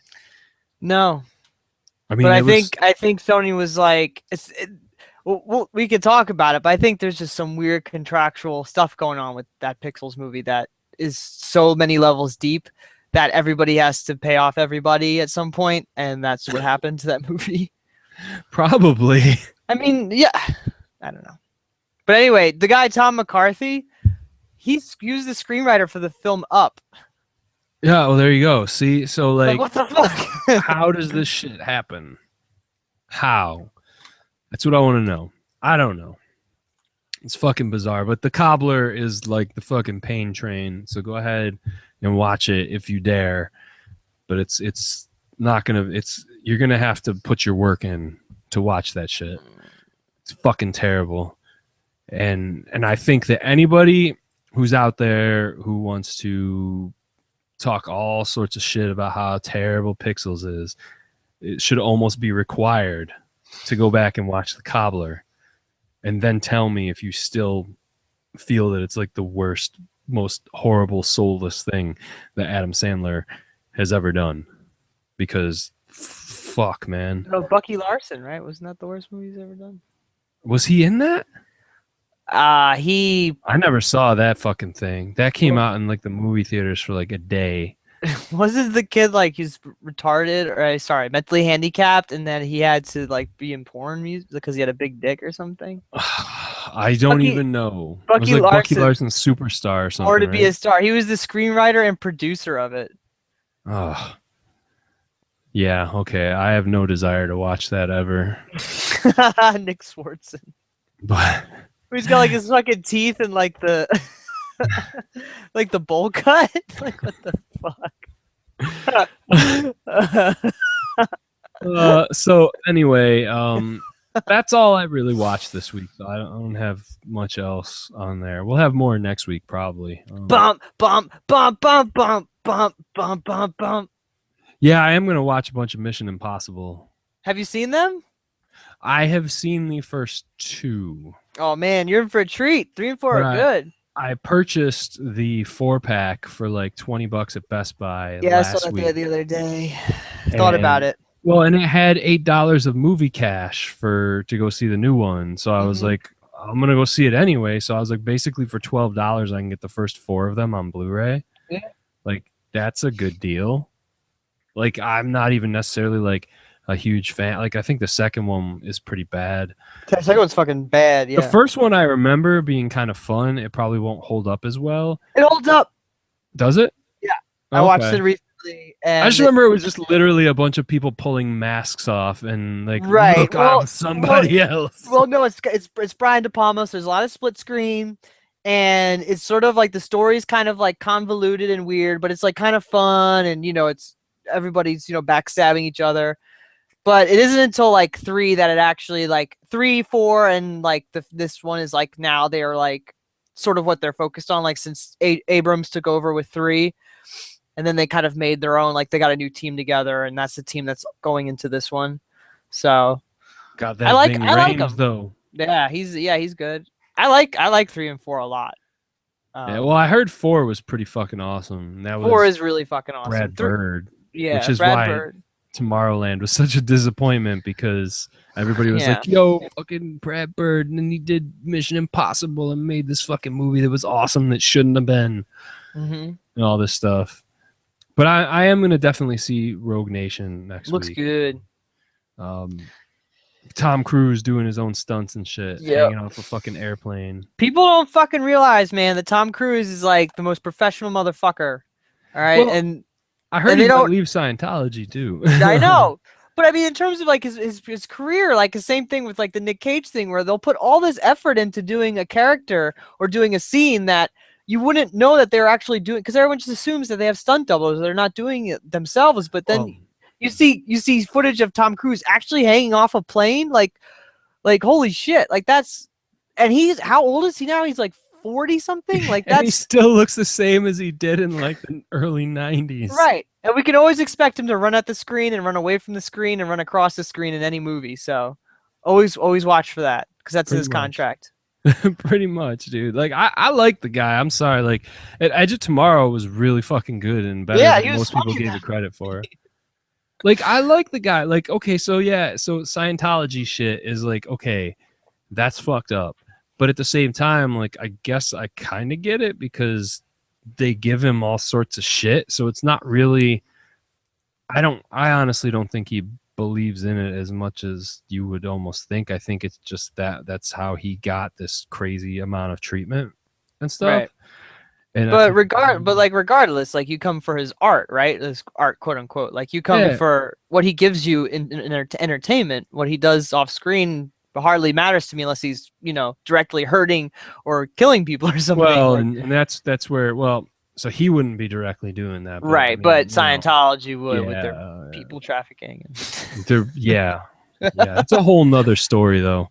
Which you don't know if that is if he's just ignorant to that or he doesn't want to understand that. I think I don't know if he directly knew that. I find it funny that all these stories about him possibly leaving that happened to coincide around the time that this Going Clear is out, and a lot of people have really started paying attention to it, and Right. they specifically bring up his connection with Scientology, and Right. I'm wondering how much of it is just him possibly just kind of like being like, Jesus Christ, like I probably shouldn't do this. It's Right, probably maybe. actually bad for me at this point.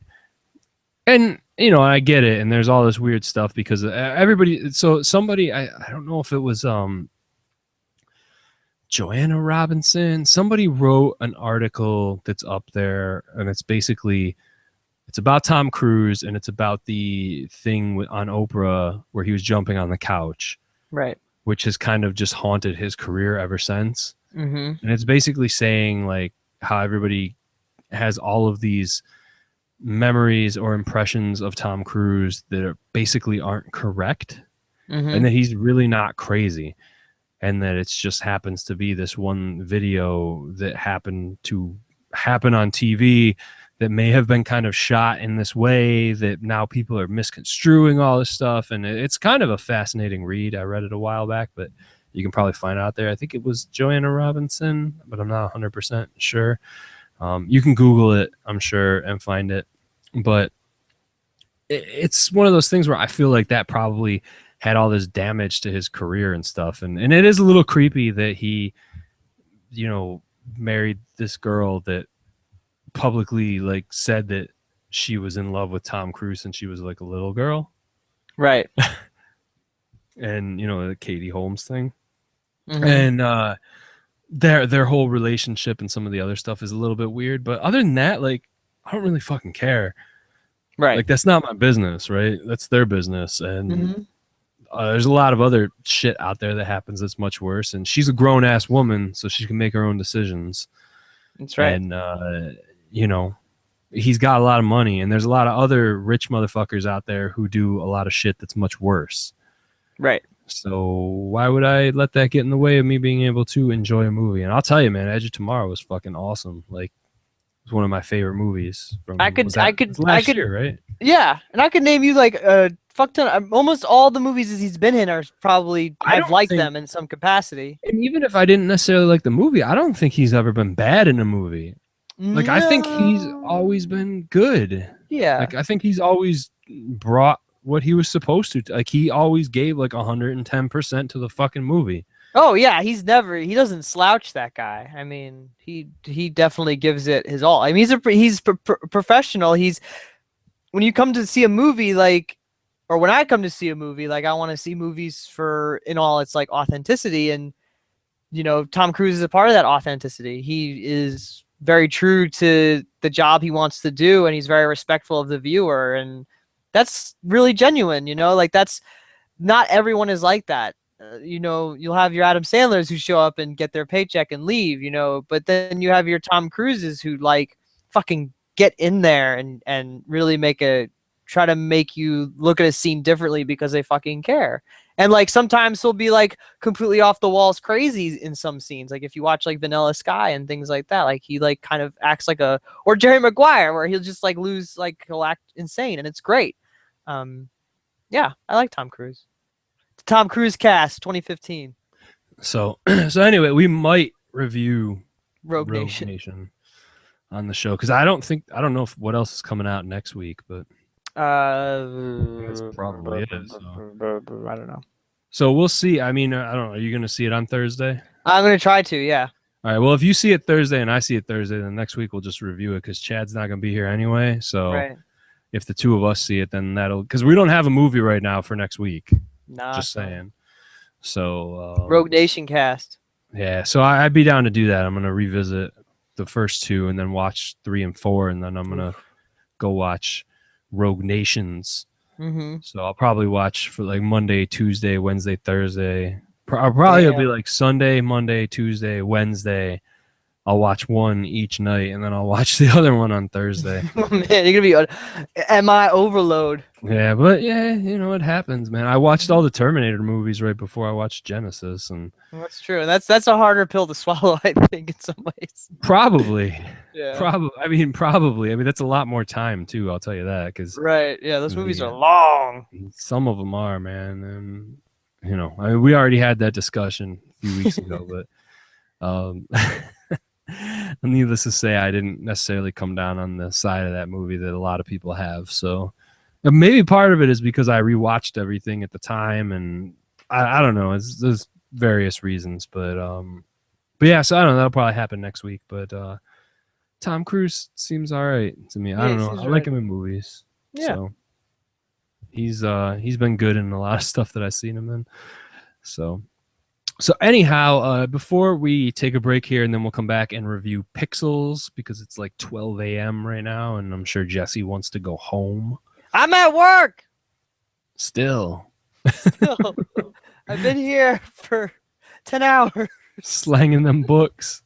Slanging them. Making that money. Yeah, pay for them papers. Before we do that, I have somebody in the Q&A here who posted something. I don't know exactly when this came in because I didn't open this up until just recently. But Phil Faso sent us a message that said that we really need to get a call-in number, which I think I actually have one. I just need to figure out if it works or not. And I don't know. I'd have to run it by these guys to see if they're comfortable with us just letting crazy people call in. And I'm not saying you, Phil, but like just putting that number out there for anybody to call in, that can end poorly because we don't really have any idea who's calling in until we answer it, which can make for either good comedy or really horrible, ridiculous things. But props to you because you're also saying that you just inadvertently became part of a focus group for the newest Trauma film. So congratulations, I guess. Now you get to watch a movie that'll probably have a bunch of dick and fart jokes in it. Yes. I hope you know what you're getting yourself into. I mean, help them help them audience test it. Tell Uncle Lloyd that he needs to make gooder movies. Gooder. He needs to stop trying so hard is what I'm trying to say. Much props to that dude, though, because he does what the fuck he wants to, and he's made a brand and made a name for himself. And, trauma movies are not my thing, but there's a lot of fucking people that love him. I'll tell you that much. No, man, he is. And Lloyd Kaufman is one of the chillest dudes you'll ever meet. And it's one of the nicest guys. Shit. Yeah, and he's a snappy dresser, a snazzy dresser. He's always got a suit. I've met him several times, and he's always a pleasure to talk to. And I have no issues with him. I don't really like trauma movies that much. Did you buy my newest book, Jesse? Yeah, exactly. Buy my book, you want to be in a trauma movie? You want to be in a trauma movie? Traumatastic. It's like if you go anywhere in New York City, he just kind of shows up. He just comes out of the sewer grate and he's just there. Anytime I've been to New York City for anything like genre related or anything, I saw him on the subway once. Like he's just around, like he's just doing stuff. And he's cool though. He's really cool. Very approachable. Right on. So So that's cool, man. And as far as the number goes, maybe we'll see.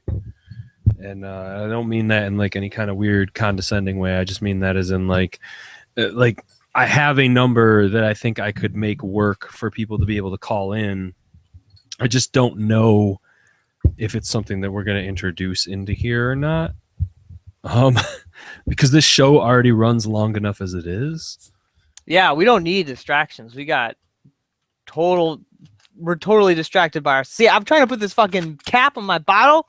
And it's taking fucking ever. And I was just trying to open this, which Chubby Rain, Golden Buddha, whatever. I was not kidding. Chubby Rain.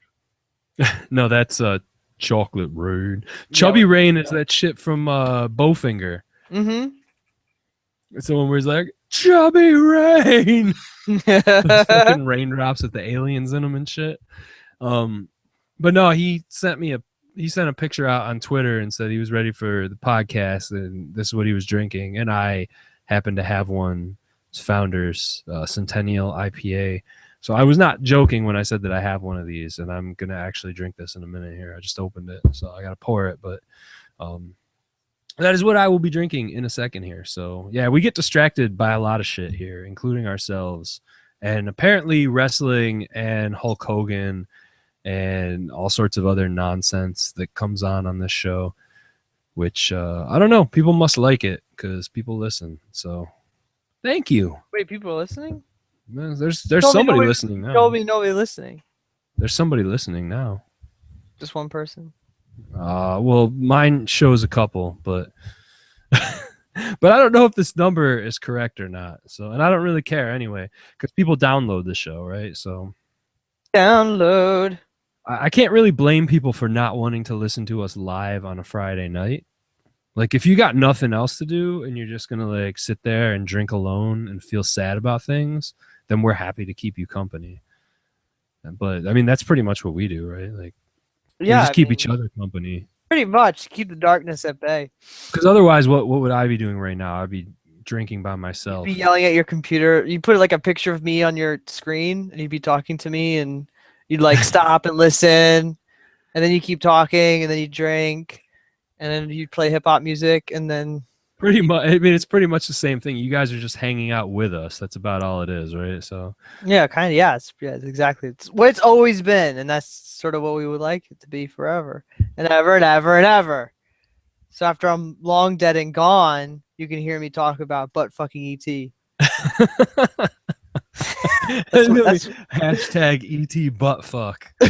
That'll be my legacy. If you're still listening, just put that in your tweet somewhere and Jesse will see it. Hashtag ET buttfuck. So with that being said, yeah. With the ET buttfucking being said, cheers, ET buttfuck. Yep. I think it's appropriate time to take a break, and then we'll come back and talk about Pixels so that I can release Jesse into the night so he can fight for his way home so that he can get some sleep before he probably has to go back in the morning. This is all true. Well, that's what I figured as much. So I don't necessarily have as much of a schedule tomorrow. I got some shit I got to do, but my wife is taking my kid over to stay with his aunt tomorrow. So I got the house to myself tomorrow. And how am I going to spend it? What am I going to do? I'm probably just going to watch Patrick Swayze movies. Right. No, I'm always going to watch Patrick Swayze movies and get drunk. Because these are the things that I do with my time and my life. I don't know. These are a few of my favorite things. It's a sad existence I live. Mario Kart 8, Animal Crossing. So when I was at the museum earlier, when I was at the Strong Museum of Play, Jesse, speaking of getting distracted, and they have the I think it's the world, like the National Video Game Hall of Fame there. And so we have a bunch of shit. There's a bunch of classic original arcade games. So I spent a bunch of time playing on original Donkey Kong cabinet. Donkey Kong. And that game is no fucking joke. No, it's not. We'll have that discussion in a little bit. But pretty much. But I played that shit, but they had an actual it was like Mario Kart like arcade GP. What? It was like Mario Kart and Namco, like so Nintendo and Namco like teamed up and made a Mario Kart arcade game several years ago. Okay. It was really weird because like you sit down in it like it's a racer with a wheel and a chair and gas pedal, Okay. and I was totally fucking playing that shit. And Phil Faso just says he just tweeted ET butt fuck. Let's see how long it takes to start trending. Jeez, Phil. I don't know if that'll ever trend, but if ET butt fuck started trending, I would probably be forced to I don't know, drink myself to death. That would probably be awesome. But That- no, yeah. I played on that fucking Mario Kart cabinet, dude, and it was ridiculous. And So wait, what does it look? What is it like in terms of graphics? What does it look, or was it comparable to like what system? it's like pre-Wii, maybe. Okay. Like kind of like GameCube. But I don't know, it's weird because it's not quite the same thing, right? So it's because you're playing on the cabinet, you don't have all the buttons that you have. Mm-hmm. Like the brake pedal either makes Right. you jump. So like drifting is not like you can bounce, do it, yeah. but it's difficult as fuck to actually like, because either you jump or you brake. And it depends on how fast you're going at the time. What? And making the turns are weird, but I went through a whole cup. I spent like $1.50 because it's like 25 cents a play. God damn it. And I spent like $1.50 to go through like a whole cup, and I got first place on all of them with the Nice. advanced mode or whatever. But either way, it was weird, but it was pretty cool to play it. So Who was your character of choice? Danky Kang. Okay, what was your rig setup like? I mean, were you riding? Did they have like bikes you don't and get shit? to choose you don't get to choose all that shit. You get like 2 choices of carts. All It's right. either like the normal one or the advanced one. Mm-hmm. And the advanced one's a little harder to control, but it Goes has, faster. Yeah, but it's got a higher top speed and stuff. So I was playing on the advanced ones because I spend way too much time playing Mario Kart. So, but anyway, see, this is how easily distracted we actually are. Wait, what are we doing? Are we podcasting still? I think so. Oh, okay. I think so. No, we're going to take a break so that I can go get something real quick, and then we can talk about Pixels, and we'll fucking talk about Adam Sandler and dwarfs and Donkey Kong and Pac-Man and Qbert pissing on the floor, As always. because that's things that happen. Topical. So don't go anywhere, and we'll be back after this short commercial break of some sort. Of something. Stuff and things and more stuff.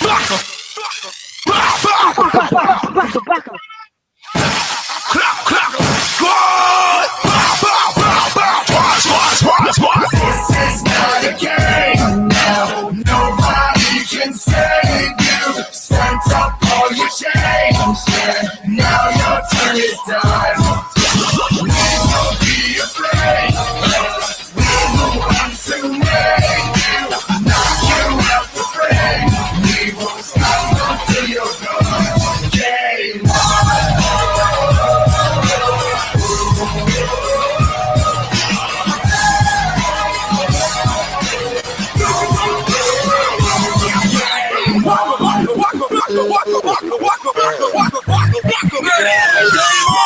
Assassin, soldier in a captain, feel a passion, no compassion, but I'm asking.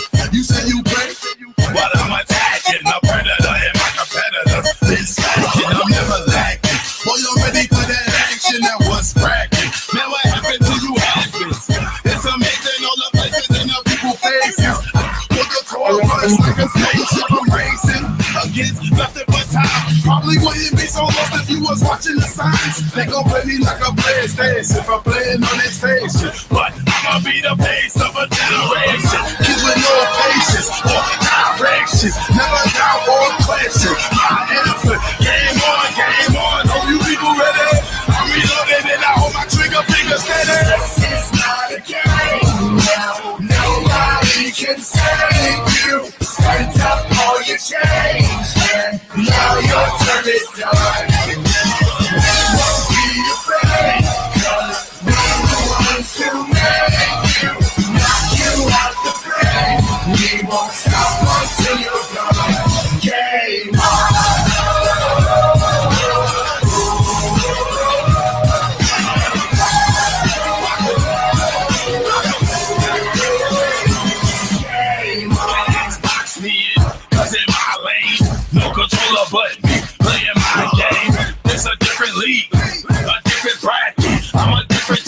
A different faction, so I never fall off. I just fall back. Don't make me pull up when you boys fall at. And so you little fake hustles with the trap is. I have you running so I turn on practice. I got warrior blood, I feel no hate, no army, no weapon, no man, killer instinct. I just go harder, Antarctica hard, but I grow larger. I can't let too many means steal my Austin powers.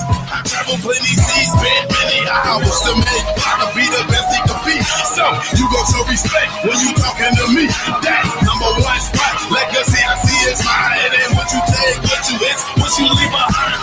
This is not a game, no, nobody can save you. Spent up all your change, and now your turn is done. We won't be afraid, cause we're the ones who make you, not you escalate. We will stop until you're gone.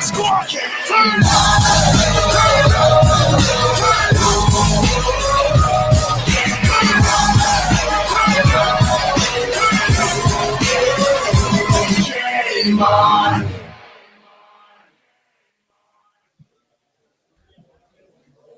Well, hey there. I didn't know the circus was in town. What are you drinking there, buddy? Apple juice?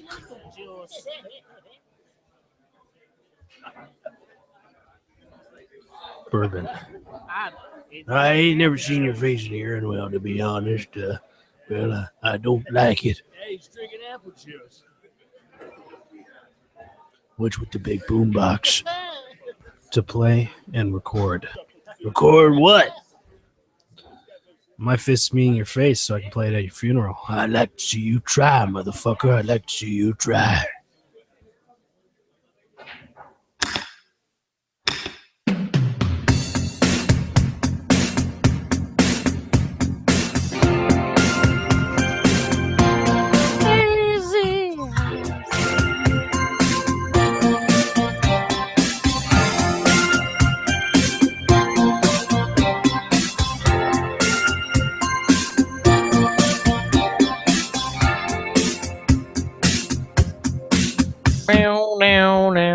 Said just be nice.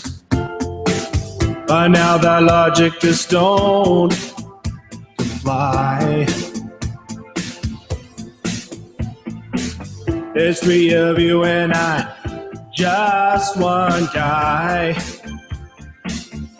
Let's turn the tides with these fists here at my sides. I've got Swayze eyes. One look at me and it's your demise. I've got Swayze eyes. Now kiss the pavement and say bye-bye.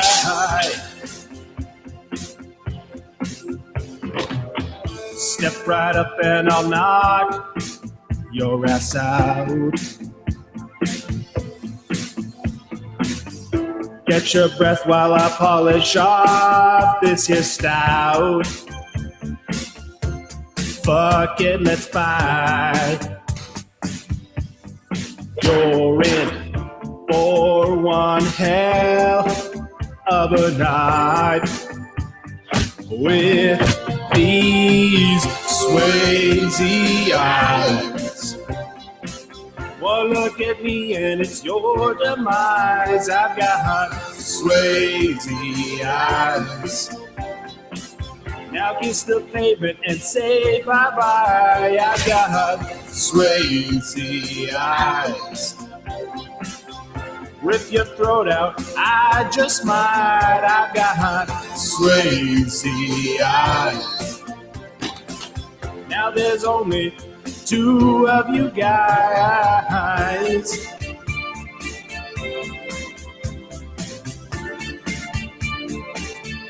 This one's for free,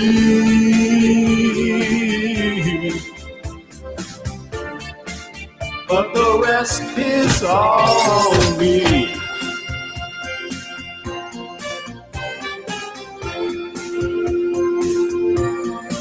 Yeah, you like the song, huh?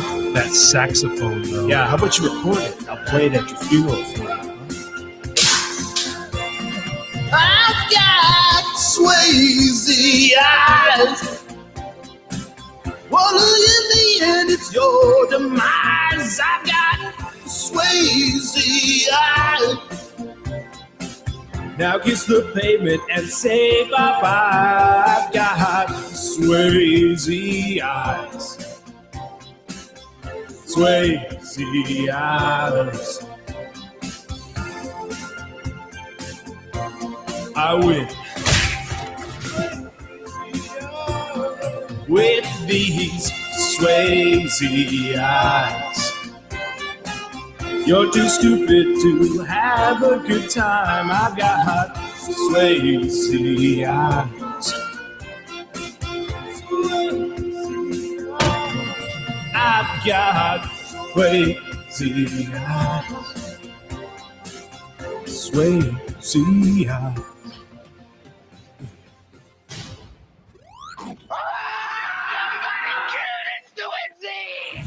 Aliens have sent real-life video games to attack us. You're kidding me. Pac-Man's faster than I remember. What are they going to hit us with next? You are so powerful. Pixels, rated PG-13. And that was the trailer for Pixels, which was preceded by the song from Pixel. It was Walk of Flame. About video games and shit with Good Charlotte. It's Benji and Joel Madden at it again. pretty much, man. Pretty. Did I tell you when Benji Madden came in here? Or wait, no, it was Joel Madden. Sorry. Joel Madden? No. Yep. Isn't he married to Lionel Richie's daughter? Yeah, Nicole Richie came in here, and then I was like thinking in my head, I was like, man, the lifestyles of the rich and the famous, huh? It's funny because earlier tonight when I was driving, Dancing on the Ceiling came on, and my wife started singing it in the car. And she was like, I love this song. This is one of my favorite songs. And I was just like, really? Did she turn into a woo girl? Oh, what a feeling. Woo! This is We're my favorite dancing song. on the ceiling. No, but there was a lot of those in Boston when they were driving by on those tour buses and shit. There was like Right. windows down and girls going, woo! And I was like, oh my God, what the fuck? So anyway, and you also heard Swayze Eyes by Eddie Spaghetti because I had to put that on there just because I needed a couple extra minutes. And also because that song has been in my head all week with the terrible fucking karaoke music in the background. But it's still hilarious and spot on. And makes much more sense now that I've seen Roadhouse. So anyway, that TV spot for Pixels. Pixels came out today. And PG-13, directed by Chris Columbus. And I don't even know who fucking wrote the movie. I don't remember offhand. And I don't really care because I don't think they spent a lot of time working on writing the movie. It was based off of a short film, though, which is eluding me right now who it was that wrote and directed that particular short. But I remember the short getting a lot of critical praise, right? Mm-hmm. At the time, where they were basically just... now, I haven't seen the short. Have you seen the short? I have not. Nope. But a lot of people were basically saying it was super cool. But the premise of it is that somebody had sent up footage.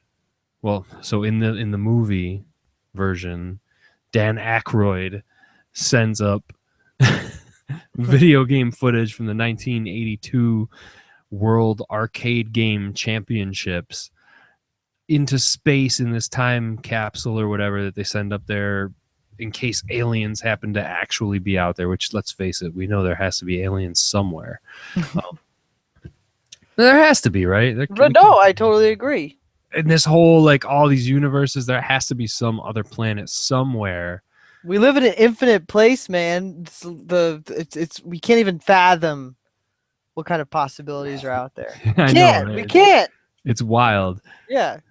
But they send this footage out there, and apparently the alien beings see it, and they're like, "Yo, like, so okay, so this is how you guys are. So we're gonna send this shit, and it's gonna come back, and you have to like win. You get 3 lives, and if you don't win, then we blow up your planet or take it over, or something." I don't even know if that's ever really made clear in the movie, Not really. but it's the basic premise. It's stupid, and it could be something that could be fun because it's 80s video games coming to life and whatnot, and they're all crazy pixelated and 3D weird, obviously showing off for 3D cinemas. And apparently some places had this in IMAX, which I don't know if I could imagine watching this movie in IMAX. But essentially, Adam Sandler and what's the other guy's name? Kevin James. Well, Kevin James and who's the other guy who's actually Gad. Josh Gad?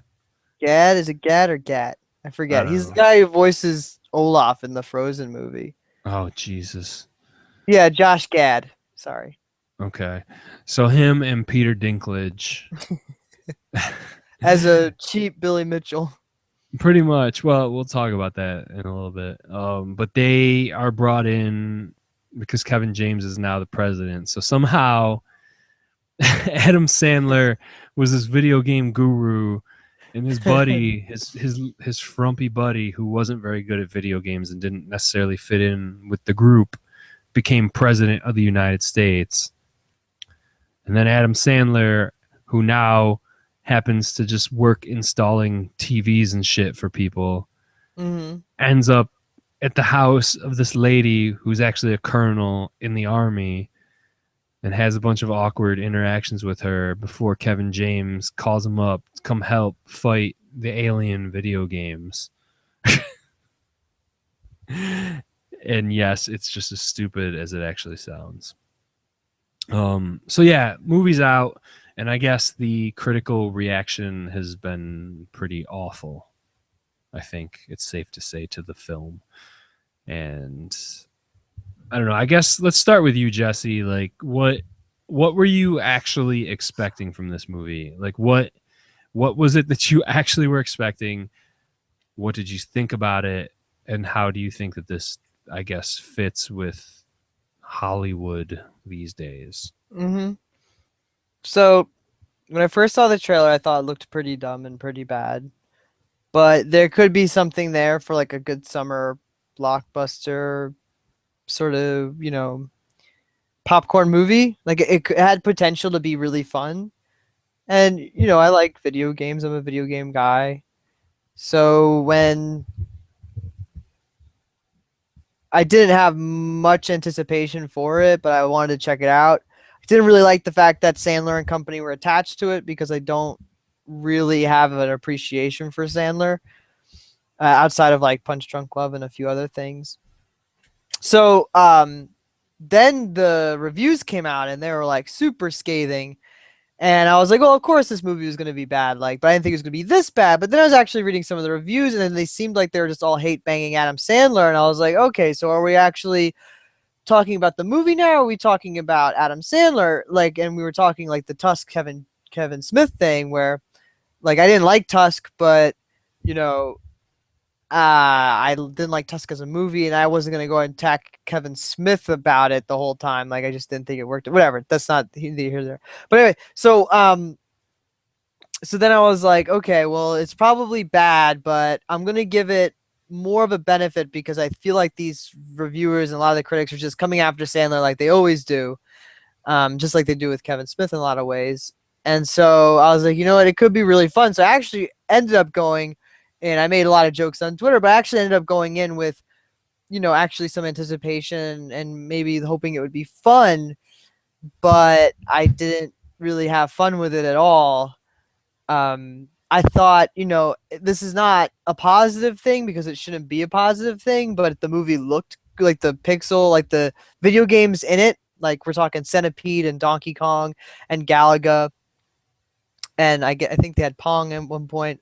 Like they look really good in the real world and how they interact with it, and the pixelating of I don't even, it's not really pixelating because it's not technically pixels, it would be like voxels, right? But I mean like the voxelating of sort of everything around is a cool gimmick.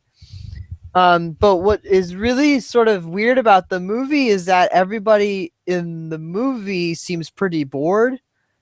And it kind of it was kind of like I was feeling depressed watching it.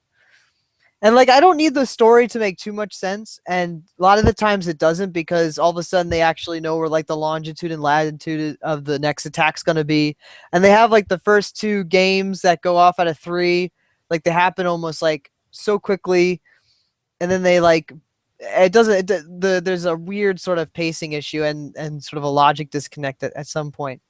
But the characters like Sandler, Dinklage, Gad, and Michelle Monaghan, poor Michelle Monaghan getting roped into this. They were all like, it seemed like nobody cared where they were or what they were doing. Sandler is like, you watch him in the opening scenes and he's just sort of like frown faced, moving around the camera, interacting with people. Like you can kind of feel him like moving his hands about, like, let's get on, let's keep moving, let's go, let's do this. And I could feel it as a viewer, and I was kind of upset by it. Like I felt kind of disrespected almost because I felt like nobody wanted to be there or wanted to do their job, and a lot of the humor in the film felt extremely flat for me. I just didn't think it was funny at all, and I don't know if it worked for anybody, but it felt very hard, like they were trying very hard, especially Dinklage's character. What was I gonna say? Oh, I'm also curious about what the demographic is for this movie, because the people who are old enough to have a really like positive response to the arcade games, which are people that are even just a little bit older than I am, they would find this movie too childish, and the people who would enjoy a childish movie like this, who are younger people, would have no they wouldn't care about these games, I don't think, or have any sort of appreciation for arcade games. So it's a weird movie in that sense. I think that was maybe a problem from the get-go. But, when you have a movie from Chris Columbus, who's like a celebrated screenwriter, and he like helped get this, the Harry Potter series, make those, at least those first couple of movies, pretty good. You're wondering what happened here. I mean, obviously, and I said before that I think that this movie was some sort of contractual hell. So you have Chris Columbus, who works with Sony, and then you have the Happy Madison crew, which are like forced with Sony, or Sony's forced with the Happy Madison crew. I don't know how it is.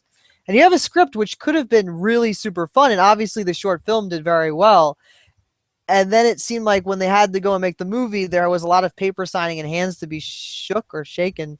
Like they had to be able to put this all together, and in doing so, they made it extremely flat. And it seemed like everybody was just getting paid to get paid, and nobody actually wanted to make this movie in the end, and nobody felt like they needed to make this movie. It was made because somebody bought it and they just had to make it, and they figured they could make some money off of it.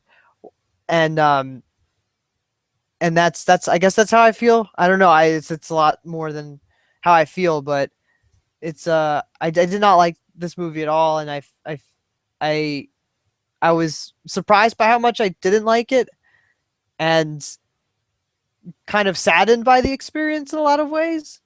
And it's just because I felt like sad that there was a lack of care put in, and that hurt me, I guess. I was hoping for something at least mediocre more than anything. So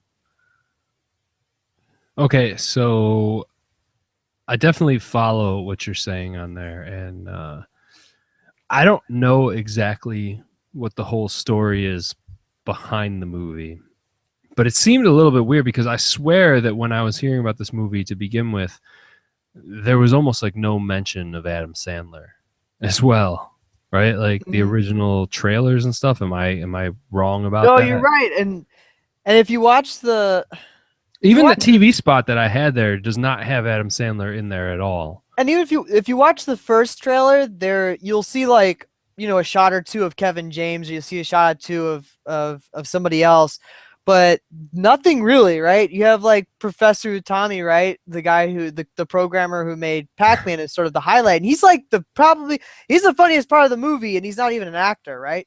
So um, like that's really sad. Like basically, they're using his ethnicity against the viewer, right? By making it like seem, oh, strange Japanese man with funny accent. That's the funny part. But then they came out with the second trailer. The funny part was that he was the guy who made Pac-Man, and Right. And sort of, you are my son. Like I don't necessarily think that they were. I mean, you could read it that way, I suppose, but I don't think that was how it was intended. Like, I didn't find that offensive. Let's put it that way. No, I didn't. I didn't find it offensive either. I'm just saying that it's funny because he's the creator of Pac-Man, and they're using sort of his separation from English to be even funnier. Like they have Josh Gad like scream at him in like fake Japanese at one point, and that was weird. Do you but speak like Japanese? He's like, no, not at all. So, but then they came with the second trailer, and there was more Sandler and them in it, but once again, you don't really get a good sense. Like it wasn't advertised as a Happy Madison production or anything like that. Like it's pretty weird. Right, and that's where I don't understand. So apparently, the movie was written by Tim Hurley or however you say his name, but he's definitely dude who worked with Adam Sandler on tons of stuff. So he's a Happy Madison guy.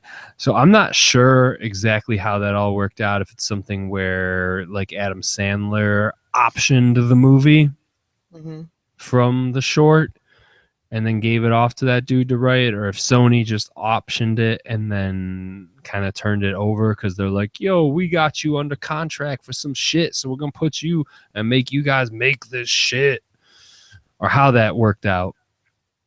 But it's a little bit odd because so I didn't really have any expectations, especially because of all of the negative stuff that I had been hearing for like the last week about the movie.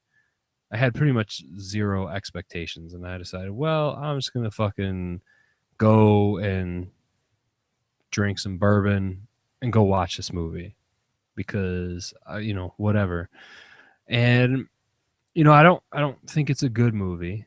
I think that there's a lot of valid points that you made there, Jesse, including the fact that yes, Michelle Monaghan, like poor Michelle Monaghan. Yeah, how did she get roped into that? Well, yeah, exactly. And so like Peter Dinklage, like what is he necessarily doing there? Because the fact that there's like one or two jokes that are centered around him being a dwarf, right? Being like a person, a small person, a little person. And but other than that, like it doesn't play anything into anything. Like it doesn't serve any purpose, so I'm not exactly sure why they went with him other than he's on Game of Thrones and people know who he is now. Yeah, I don't know. I mean, Peter Dinklage seems like a death sentence in a lot of ways for movies when he shows up because he's bad in everything but Game of Thrones. Well, I don't know. I don't know. I think he is one of he's like Peter Stormare, right? Right. Like he's in his own fucking movie. Right? Especially in this one. Like he's in his own movie, and whether or not it intersects with the movie that you're supposed to be watching is probably just by chance. Because throughout this whole movie, he's kind of talking like he's in a blaxploitation movie. Yeah, he has like that weird sort of southerny, like deep jive talk accent. Yeah, well, it's even weirder because they use another dude who looks like another dwarf guy who kind of only sort of looks like him. Right. For the early scenes. But then it's like he's supposed to be all older, and now it's like completely. He's got the mullet, and it's very obvious that they're kind of making fun of Billy Mitchell. Right. And I think part of the haircut and the mullet thing is probably because he had to have longish hair because of Game of Thrones, Mm-hmm. right? So I think that probably had something to do with it. But I mean, it's pretty obvious that they're trying to set up that joke. But again, that has to assume that everybody who's watching this movie has seen King of Kong and actually is aware of these things, which, I mean, we know this, right? Because we watch movies and stuff. But I mean, how many people out there that are just in the general public, if you were to say Billy Mitchell, how many people would know who you're talking about? Not many. Yeah, exactly. I got his hot sauce. Yeah, I got that Ricky's hot sauce. But if anything, this movie made me want to go back home and watch King of Kong, and I will probably end up watching King of Kong tonight. That's a good movie. Because that's a great movie. That's a great movie. That's as in like my favorite documentary movie of all time. That's the pixels we deserve. But no, I got it. And Chris Columbus done a lot of shit. Gremlins, one of my favorite movies. Last Crusade, Indiana Jones. Yeah, he's done a lot of stuff. Worked with Spielberg on a bunch of stuff. Did a bunch of stuff on his own. Well, he wrote fucking Goonies. Come on. Yeah, man. Did a bunch of stuff on his own, like you were talking about Harry Potter. Did Mrs. Doubtfire, right? I think so, yeah. But so this guy obviously knows what he's doing. Somehow got attached to this. Does not feel at all like a Chris Columbus movie. Just feels like a generic director for hire movie. Graphics or CGI or whatever you want to call it, special effects, decent enough, pretty all right. But at the end of the day, the movie doesn't really have anything to say. It's just a bunch of stuff that's strung together. Most of it makes no sense. But my kind of point was like a lot of the criticisms that have been, I guess, aimed at it have been with either plausibility, which for one, come on, like if you're going to talk about the plausibility of this thing, like right from the get-go, why even bother, right? Like, that makes no sense. But most of them have been, just people attacking Adam Sandler or just talking about this is a terrible movie that represents everything that's wrong with movies. And that's okay, well, I guess I kind of get it. But like I was saying earlier, like The Cobbler is so much worse than this movie. Pixels has problems. It's not a good movie. It's not really all that funny. Like you were saying, Jesse, it kind of misses the mark when it's aiming for nostalgia and what the audience is. Like it misses the demographic marks. Like it's not clearly made for any one demographic other than people that just want to go and see like a stupid comedy movie, like a really stupid comedy movie, right? Like, I mean, I'll be honest, like when I first got in the theater last night, I showed up like 10 minutes before the movie was supposed to start. There was nobody there. Eventually, some people came in before the movie started, but they were totally like the one guy like 2 rows back from me was just like every time there was any video game reference, he was like saying it out loud like he was some kind of fucking intelligent guy. Like he was just like, "Oh look, it's Cuber," and I'm like, "No shit, asshole." Oh, fucking Cuber was like the Jar Jar Binks of that movie. What the fuck was wrong with Cuber? It's fucking Cuber. Come on. Has Cuber ever gotten any respect, Jesse? No, so. But I don't know. The Cuber's an alright game. Well, it's an alright game, but has Cuber ever gotten any respect, Jesse? No, they could have given him respect in this movie. They didn't give much respect to Mario, even. Come on, they didn't give respect to anybody. They didn't give respect to the audience. There were some weird fucking video games that showed up in there too, like some really fucking weird shit that like most people probably don't recognize. But like you were saying, like they obviously were aiming this more towards the older video game crowd, of which obviously there's a bunch of people that played video games when they were younger. But if you're trying to like single out like the crowd that's like my age and even older, like that's a very small percentage of people, right? There's not a lot of people that have that nostalgia for video games. Not to the point, because I mean they make it a point to have all these jokes in there about just hitting reset. I know that the reset Versus- button is like some newfangled thing. Well, no, well, so they're talking about arcades versus home consoles, right? So Right. arguably, like my age group, really one of the first age groups to grow up having these things in the household, right? Mm-hmm. Like the Nintendo and everything. And it's like, hey, I could just hit reset and start over. But video games were way more difficult back in the day. Like way more difficult. Were you talking about arcades or home consoles? Oh, both. I mean, both for to sure. start with, because there was no difficulty settings. Mhm. You had your lives, and that was it. Like once you were fucking dead, you were dead, and you had to start over again. And with arcades, I mean, they're supposed to be hard, so you spent more money on them. I mean, that was the point. Right, but I mean, you go and look at something like Ghosts and Goblins or Ghouls and Ghosts, one or the other, and like those fucking games, even today, are so goddamn difficult that like the only way you can beat those is by cheating with like a fucking Game Genie or something. Like it's just, I played those games for like fucking 20 years before I could get to a certain point in the game, and I still haven't beat the original like Ghosts and Goblins for the Nintendo, right? That game's really hard. It's super fucking hard. And you know, and I get it, so I could kind of sympathize with that joke or whatever, but it doesn't make a lot of sense, like you were saying, to put something out like this and try to, what demographic were they aiming for? But I can't necessarily fault the movie for that so much as I don't understand that.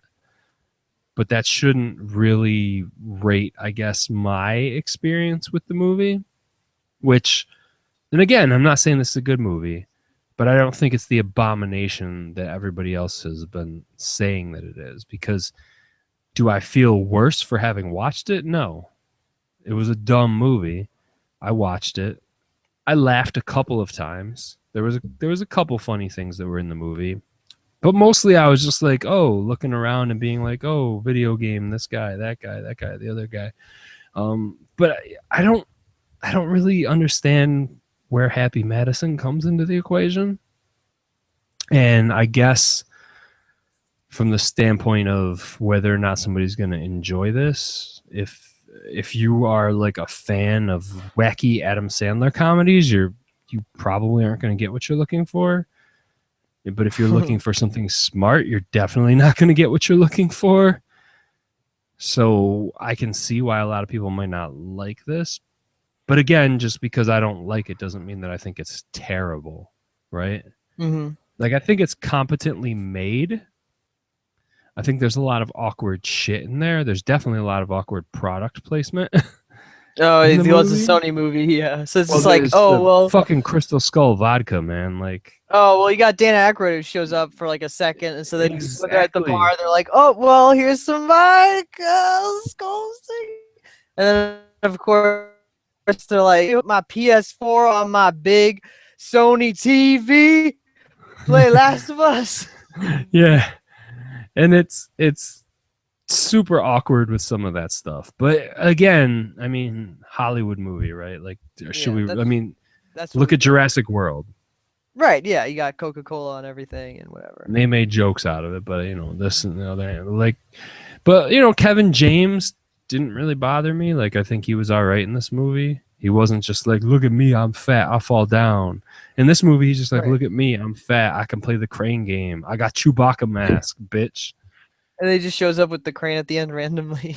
Yeah, I know. That was like super dumb. Like, and again, I'm not defending the movie other than to say that I don't think it's as bad as everybody says it is. And for me, like Peter Dinklage, I kind of just laughed at him, but that's mostly because I felt like he was in a different movie than everybody else. But yeah, Adam Sandler, super just bored. The music that they used in it, like, I kind of dug some of it, but it was also at the same time, like, some of it was just like, really, like, come on. I mean, that was total Adam Sandler, like, pick this shit. and was able, because that's the only, I mean, the only way you're going to be able to pay for some of those songs is with that kind of money. Yeah. But I did think it was pretty cool what they did with some of the video game stuff. Like when Donkey Kong does show up, I mean, the shit that Donkey Kong does is exactly what that video game does. Yeah, no, and Centipede looked odd. Like, I thought the Centipede sequence was really cool. Like, I thought that was like when they're fighting the Centipede. Like, I think that's awesome. Like, it looked good. It was interesting, you know. But you know, that's only part of the movie. But when Adam Sandler, when they're talking about Donkey Kong and they're like, there's no pattern for Donkey Kong, it's just fucking random. It's like, well, you just took that shit from the King of Kong, because there is actually a pattern for Donkey Kong.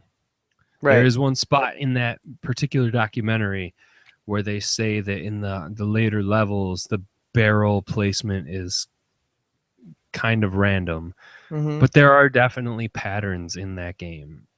And it's just funny that like they just keep talking about patterns, and it is awkward, like you were saying, because they're referencing all this shit that people probably don't get or understand.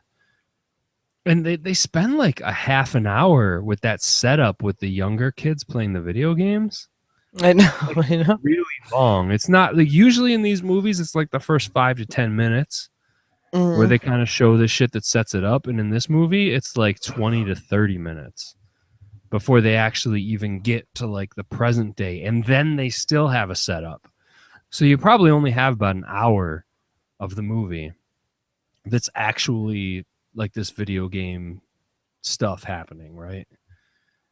And you know, it looks cool, but like the Donkey Kong thing in particular, like the way that he throws the barrels and where it comes out, like that's pretty neat. But they kind of gave a lot of that away in the trailer. I think if I hadn't known Donkey Kong was going to be in here, that would have been pretty cool. But you know, it's not a good movie at the end of the day. And did I laugh? A couple times.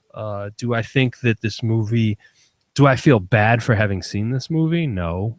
I feel all right about myself for having watched it. Would I watch it again? Maybe, but probably not. But I do enjoy the fact that they made some of the weird, obscure references that they did in some ways. And I did like the fact that they put Steve Wiebe in the movie. He was like one of the scientist guys in the lab, and I would have thought it was honestly, it would have been funnier if they had had Billy Mitchell in here somewhere, but I'm sure he just didn't want to be a part of it at all. So, and and I said it today on Twitter, but like in terms of like sexist Hollywood films, like this is leagues worse than like Jurassic World could ever be. Oh, for sure, especially with that the Josh Gad dude who wants to like fuck the video game character. Right, and so basically the movie ends with him like not being able to get the girl, and he throws a fit, and then he gets the girl, and then they get married, and it's like and that happens with all the characters where they win, so then they get the girl, like whether they want the girl or wants them or not. Like Michelle Monaghan has this weird sort of relationship with Adam Sandler the whole movie where they like go back and forth, but then she finally gives in to his schleppy like ways or something. Well, that's the whole like terrible. That's just bad screenwriting where they're like setting her up as like, oh hey, like I married this dude and then he cheated on me with this like chick and her name was Cinnamon with an S. Right. And her eyes are far apart. Yeah, well, and they make those jokes, and it's like Adam Sandler like drinking wine in a closet while she's crying, and I, you know, of course, I was like, oh, well, her kid is gonna be like this gamer kid, and then you know, it's basically just their way of bringing in the new versus the old. So he's like, oh, you don't understand these video games because video games used to be hard, but now you guys just play this shit and you just have a reset button whenever you need it. You know what I mean? And it's like, okay, like that's just far-fetched, poor screenwriting. But again, like I really need to stress this. Go watch the fucking Cobbler. It's horrible. Peach Cobbler. Like, no, it's like serious fucking horrible. Like really fucking horrible to the point where if you watch that shit and or you watch The Gallows, like you should really understand why I'm saying that this movie is really not that bad. It's not good, but it's not that bad. You know what I mean? Does that I guess make sense? And I'm not necessarily saying do you agree, but does that logic make sense to you? Sure, I guess. I don't know. I guess also I expected nothing from it, and when I got nothing necessarily, I was like, okay, would I watch it again? Maybe. Probably not anytime soon, and I definitely wouldn't be spending like $20 to purchase this movie later. But would I watch it if it was like on TV and I was watching TV and it just came on? Probably. Glowing praise, I'm sure. So Just to see Professor Utami. yeah, and you know what? And I mean, he's funny. It's kind of like, okay, well, they singled him out, and the Pac-Man joke was kind of funny. But yeah, I mean, you're right. Like all the other problems are there, whereas in the movie takes way too long to get to where it's going, and then once it starts, like those first two attacks happen really quickly. And then all of a It's sudden, weird. For the third one, they give this humongous warning beforehand. Sean Bean shows up. Yeah, and then you got like, but what I was gonna say is like you got Sean Bean hugging Brian Cox. So you have all these actors that are actually like good that are in this movie for like almost nothing, and getting fairly high billing in the movie. Which okay, they deserve it because of their names and stuff. But like, what purpose does Sean Bean serve in this movie? Or Brian Cox. Well, Brian Cox is there just to be the old angry army guy. I know, but he's like complaining about you're gonna let these fucking guys in. He's a good actor. That's the thing. Yep. Completely. It's weird. And then Josh Gad is yelling at a poorly. bunch of Marines that he's like they like through the whole movie they kind of tease that Josh Gad's character might be gay, but he's like afraid to come out about it or something. Like there's all these weird like homo like erotic moments that he has, and everyone is asked to act all weird about it. Like there's just like it's just weird stuff going on in that movie. I'm not sure exactly. It's just such a confusing movie too. Well, I have a feeling that there was an original script for this and that it probably got moved around and there was a bunch of studio notes and stuff like that. So I can't even necessarily fault the screenwriter for the movie, but no, like I said, I think there's a really fun story to be said there. Like there's a good time to be had, but it just feels so like truncated and pieced together in such weird ways that like the studio definitely got their hands on it. Well, and I feel like that sums up Hollywood. Right? Oh yeah, for sure. And I don't feel like there's any way that this movie could have gotten made on the scale that it got made and been satisfying. Right. Right. So it inherently fails at what it's trying to do, which is sad, but that's just realistic, right? Mm-hmm. I mean, that's what it is. So, so we got a couple questions here, real quick, from our buddy Homer P. Justin, and he says, "Could Pixels have worked if Joe Lynch made it? It seems like the plot could work with his original idea for Knights of Badassdom."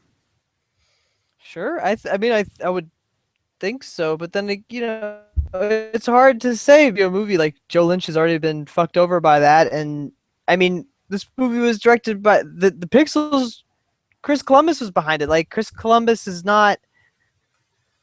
I mean, he doesn't always make a great movie, but you know he can make it decent. And if he can't do it, it's hard to say if Joe Lynch could do it. Who's going to be pushed over even more by a studio than say Chris Columbus, who has more of a pull. Yeah, and I don't blame Chris Columbus for the movie. I think that the problems with the movie are more with the studio and production company. Mm-hmm. Like I feel like this movie was just a movie that was compromised in a lot of ways. Yeah, it's hard to know if Pixels. Yeah, like you said, if at this level, if Pixels could have been good, but it no almost, matter who. Got it. I was gonna say it almost has to be compromised though because of the budget that they're looking at and all. Like it has to be a 4-quadrant movie, right? Right. And I guess that's the bigger problem with movies is like summer movies tend to have to be 4-quadrant movies, whether that works for what they're intending to do or not. So Justin also had the question of how do you feel about Wreck-It Ralph? I really love that movie. It sounds much better than Pixels. Kubert does get the shaft in that also, though. Yeah. And I don't know. Apparently Kubert's just a bitch to most people, and they don't really respect the Kubert. Yeah, I liked Wreck-It Ralph a lot. That was also another weird one where the core audience was children, but yet they were, you know, pushing all this nostalgia. But the movie does about halfway through completely ditch most of that stuff, and they're just walking around like some saccharine candy world thing, and that's the rest of the movie. And I don't like that part as much as I liked sort of the idea of the arcades. Like they could go in and out of the arcades, and I thought that was a really cool concept. I like Wreck-It Ralph quite a bit, but definitely better than Pixels, yeah, for sure, and definitely a better use of like pixel, quote unquote, pixel comedy or old video game comedy. Yeah, and I would agree. I mean, Wreck-It Ralph is far superior to the movies. I do think. Yeah, well, so they had the Fix It Felix Junior game over at the Strong Museum where I was earlier today, which is pretty neat. But I get it, and I think that movie does kind of a better satire of it. But at the same time, I feel like it does have the problem of trying to be for two completely separate generations of people, and I don't envy that task, and it's a difficult thing, right? Mm-hmm. Because you're trying to deal with the people who grew up with the shit, but you're also trying to deal with kids, right? Right. And Pixels, I mean, I think Wreck-It Ralph tries to do that more than Pixels, for sure. And then it just kind of becomes a kid's movie at some point. But Wreck-It Ralph's got some serious shit in there. Oh, yeah, for sure. People dying and shit. Like, yeah. The shit with the shit with the bugs, like the aliens type inspired. Yeah, the scary the Jane Lynch. Yeah, like my kid was fucking afraid of some of that shit when we watched it. It reminded me of like StarCraft or something mixed with whatever. Oh, for sure, man. Halo, I guess. For sure, but I like it, and I think it's good. And I think people should check that out. And, as far as Pixels goes, I personally, like at the end of the day, and we're going to get into final recommendations here. My final recommendation would be if you want to watch Pixels, watch that shit on Netflix. Wait till it's on Netflix or wait until you can rent it for like $2. Watch it for yourself. Maybe you'll enjoy it. I don't think it's terrible. I don't think it's like the worst thing I've ever seen. It doesn't make me angry that I went to see it, but I also don't think that it's really necessarily worth your time in some ways. I don't think it's a great movie. I don't think it's even a good movie. Certainly not going to win any awards, but again, maybe it's just because I see too many movies, but I've seen much worse. So Jesse, do you have any other closing remarks, thoughts on this movie before we close things up for the night? Not really. If somebody really likes this movie, I want to know why, or I'd be surprised why somebody would like this movie. But yeah, other than that, I didn't think it was very good at all. I thought it was very bad, but that's a bummer. It's a bummer for everybody. I don't know how this is gonna do, like money wise. I feel like Paper Towns is gonna get all the money this weekend, but we'll see. Yeah, it's not gonna do very well at all. And actually, I think for like last night's box office, is pretty ridiculous because I don't even think this put a dent into anything at all. Yeah, for like Thursday box office, neither of the new movies put any kind of dent into anything. Minions was number one. So Minions is still making money. Ant-Man is behind it. Not by very far. And then Trainwreck. And then Inside Out and Jurassic World. So Jurassic World and fucking Inside Out are just continuing to make like a bunch of fucking money. And, you know, as they should. Magic Mike is still in there. Making that money. At XXL though. Yeah, making that 61 mils. It's a good movie. Production budget of 14 million. So people Yeah. who are like Magic Mike XXL is failing. It's like, no, it's really not. No, like that movie wasn't gonna make fucking a gajillion dollars anyway. And that's the other thing. Like, people seem to just be getting all up in shit and being like, this movie's a failure. Like, people probably attacked The Gallows for failing because it opened up at like number 3 or something that week, right? But it's still made it's still made way more than what its budget was in that first week. Like, it only made like 4 or 5 million, right? Mm-hmm. But when it's made for 100,000, like, Jesus, come on, you know, like, that's all profit. It made some fucking money. It made some bank. So, you know, it is what it is, and it's goofy and shit, but whatevs. So yeah, I don't think it's gonna do all that well. I mean, I don't think we're gonna get a sequel to it, obviously. And you know what? I don't really care. It's all good. Southpaw opened this weekend as well. I want to see that. It's probably going to be the better movie. So I will probably see that on Sunday or something. But apparently Minions is still making that money. And just so you're aware, Jesse, Minions has made $250 million domestically. God damn it. Already. It's not a good movie. It's not. Have you seen it? I have seen it. Yeah, it's not really all that good at all. No, it's okay. Makes you feel kind of dumb when you walk out of that. You're like, what was I listening to? I never understood why people think that movie, those like people like the Minions anyway. They're just literally side characters that just make a bunch of gibberish and do a few stupid things. I like Despicable Me and Despicable Me 2. Well, right, but the Minions aren't the movie. No, I know. And then, you know, you figured that maybe they'll like some of that writing capacity will carry over, and you're like, nope, not at all. But this is just this is like, I feel my brain melting in my head listening to these things go on and on and on. And that's where it comes in, because like kids can enjoy Minions for what it is, but I don't think that they could enjoy Pixels because it's just stupid. Yeah, and it's above them, right? Like it's dealing with stuff that they. So I get it, and I get what you're saying, and I don't think it's good. And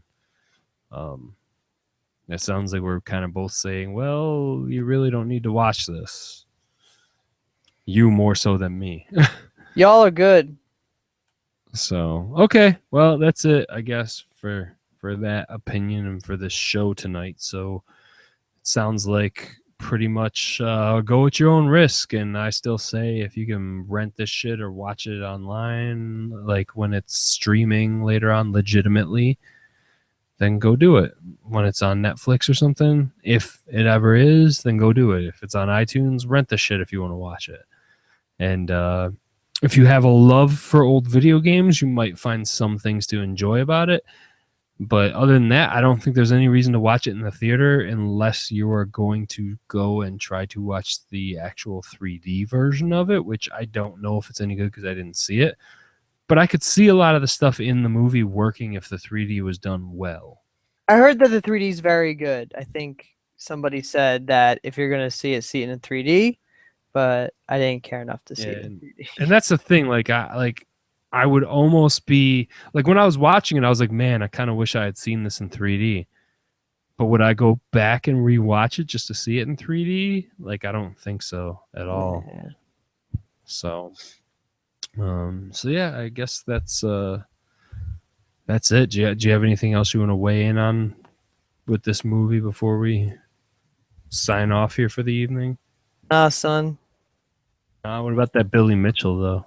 That Billy Mitchell, though, I want to touch his hair. I'm going to cut his hair and just, like, keep it. Oh, Billy Mitchell.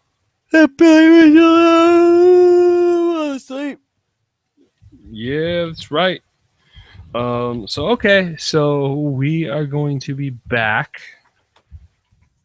and we'll be back next week to talk about some stuffs, which will probably end up being Rogue Nation. I think, right? Probably, most likely. Mm-hmm. And I guess that's gonna be it. There's not a whole lot else coming out this week, so we'll see. I'll probably watch Southpaw. Probably talk about that next week because Jake Gyllenhaal beating people up is probably better television than the rest of it, but movie or whatever you want to call it. Yeah, that's it. Check it out. You can find us at deadairpodcast.net/live. That'll be up, and we'll take you there next Friday. We'll take you there. I'll take you there. But Jesse, Yeah. you want to tell people where they can find you on the internet? You go to google.com and then you punch in Chickswithdicks.com. You type in BillyMitchellMullet.com. callmecaitlin.com. What you do is you go to Google, man. you type in Destroy Superman, and then I'll come up like everything that I do because I'm on like Twitter, Instagram, Medium. I think Facebook is under that now. Under my Facebook name, I did that.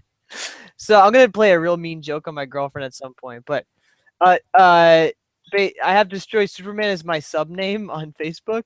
But I'm gonna in the next week or two change my name to Nicolas Cage, and I'm gonna see how long it takes Facebook to fucking flag me for not being the person that I'm supposed to be. Ban you and shit. Yeah, I got banned once. Dude, speaking of, it's funny because LeBron James just followed me on Twitter. Nice. But it's not actually LeBron James. Oh, it's like parody LeBron James It's account. parody LeBron James, but he's got 4 million followers, and he's only following 500,000 people. And for some reason, he's following me. Well, it's one of those accounts that follows you, so you'll follow back, and then they unfollow you. Probably, but I'm not gonna follow him because I don't give a fuck. Don't give in. I won't. Don't give in to their madness. I know, right? But that's where you can find me on the internet. That's what I think about that, Jesse. Yeah. Fuck 'em. That's it. No more. Anything else you want to say? Eddie Vedder. I want to thank Eddie Vedder for being here tonight. Oh my god! All right. Well, I'm on Twitter at DeadAirJeff, Instagram at DeadAirJeff, so you can find me there and there. If you want to find me on Facebook, you can, but you're probably better off just following me on Twitter, to be honest. And if anything, follow us on Twitter. We don't, this podcast's free. Come listen to us rant on Twitter. Yeah. And if you want to, it's a great thing if you leave us reviews on iTunes, which you can find deadairpodcast.net/iTunes, and we're there. And it's always good. And like I said, you can donate to us if you want to. deadairpodcast.net/donate. And I don't know. We'll be back next week. Other than that, it's not really a whole lot. So I guess until then, watch Pixels at your own risk. Don't ever watch The Cobbler unless you hate your life. Danky Kang for life. Don't fucking die. Maybe. Possibly. Peter Dinklage. That Peter Dinklage, though. That Tyrion Lannister. Slapping that Joffrey. Mm-hmm. Slapping. Slippy slap. We'll see you back here next week. Later. Try to be best, cause you're only a man, and a man's got to learn to take it.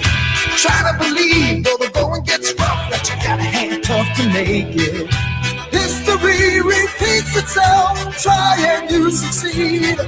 Never doubt that you're the one, and you can have your dream. You're the best around. Around. Nothing's gonna ever keep you down. You're the best around. Nothing's gonna ever keep you down.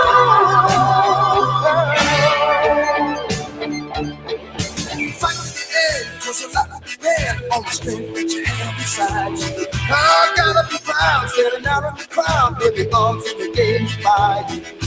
Try your best to win them all, and one day time will tell. When you're the one that's standing there, you reach the final bell. You're the best around. Nothing's gonna ever keep you down. You're the best around.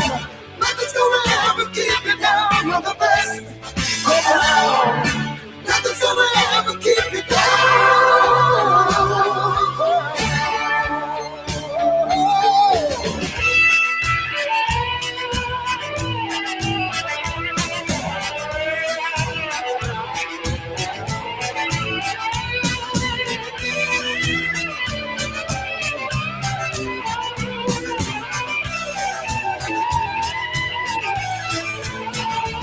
You're the best around. Nothing's gonna ever keep you down. You're the best around.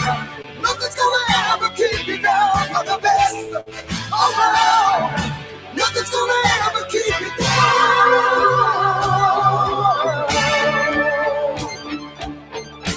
Fight till you drop. Never stop. Can't give up until you reach the top. You're the best in town. Listen to that sound. A little bit of all you got to never bring you down. You're the best around. Nothing. You're the best around. Nothing's gonna ever bring you down. You're the best around. Nothing. Nothing.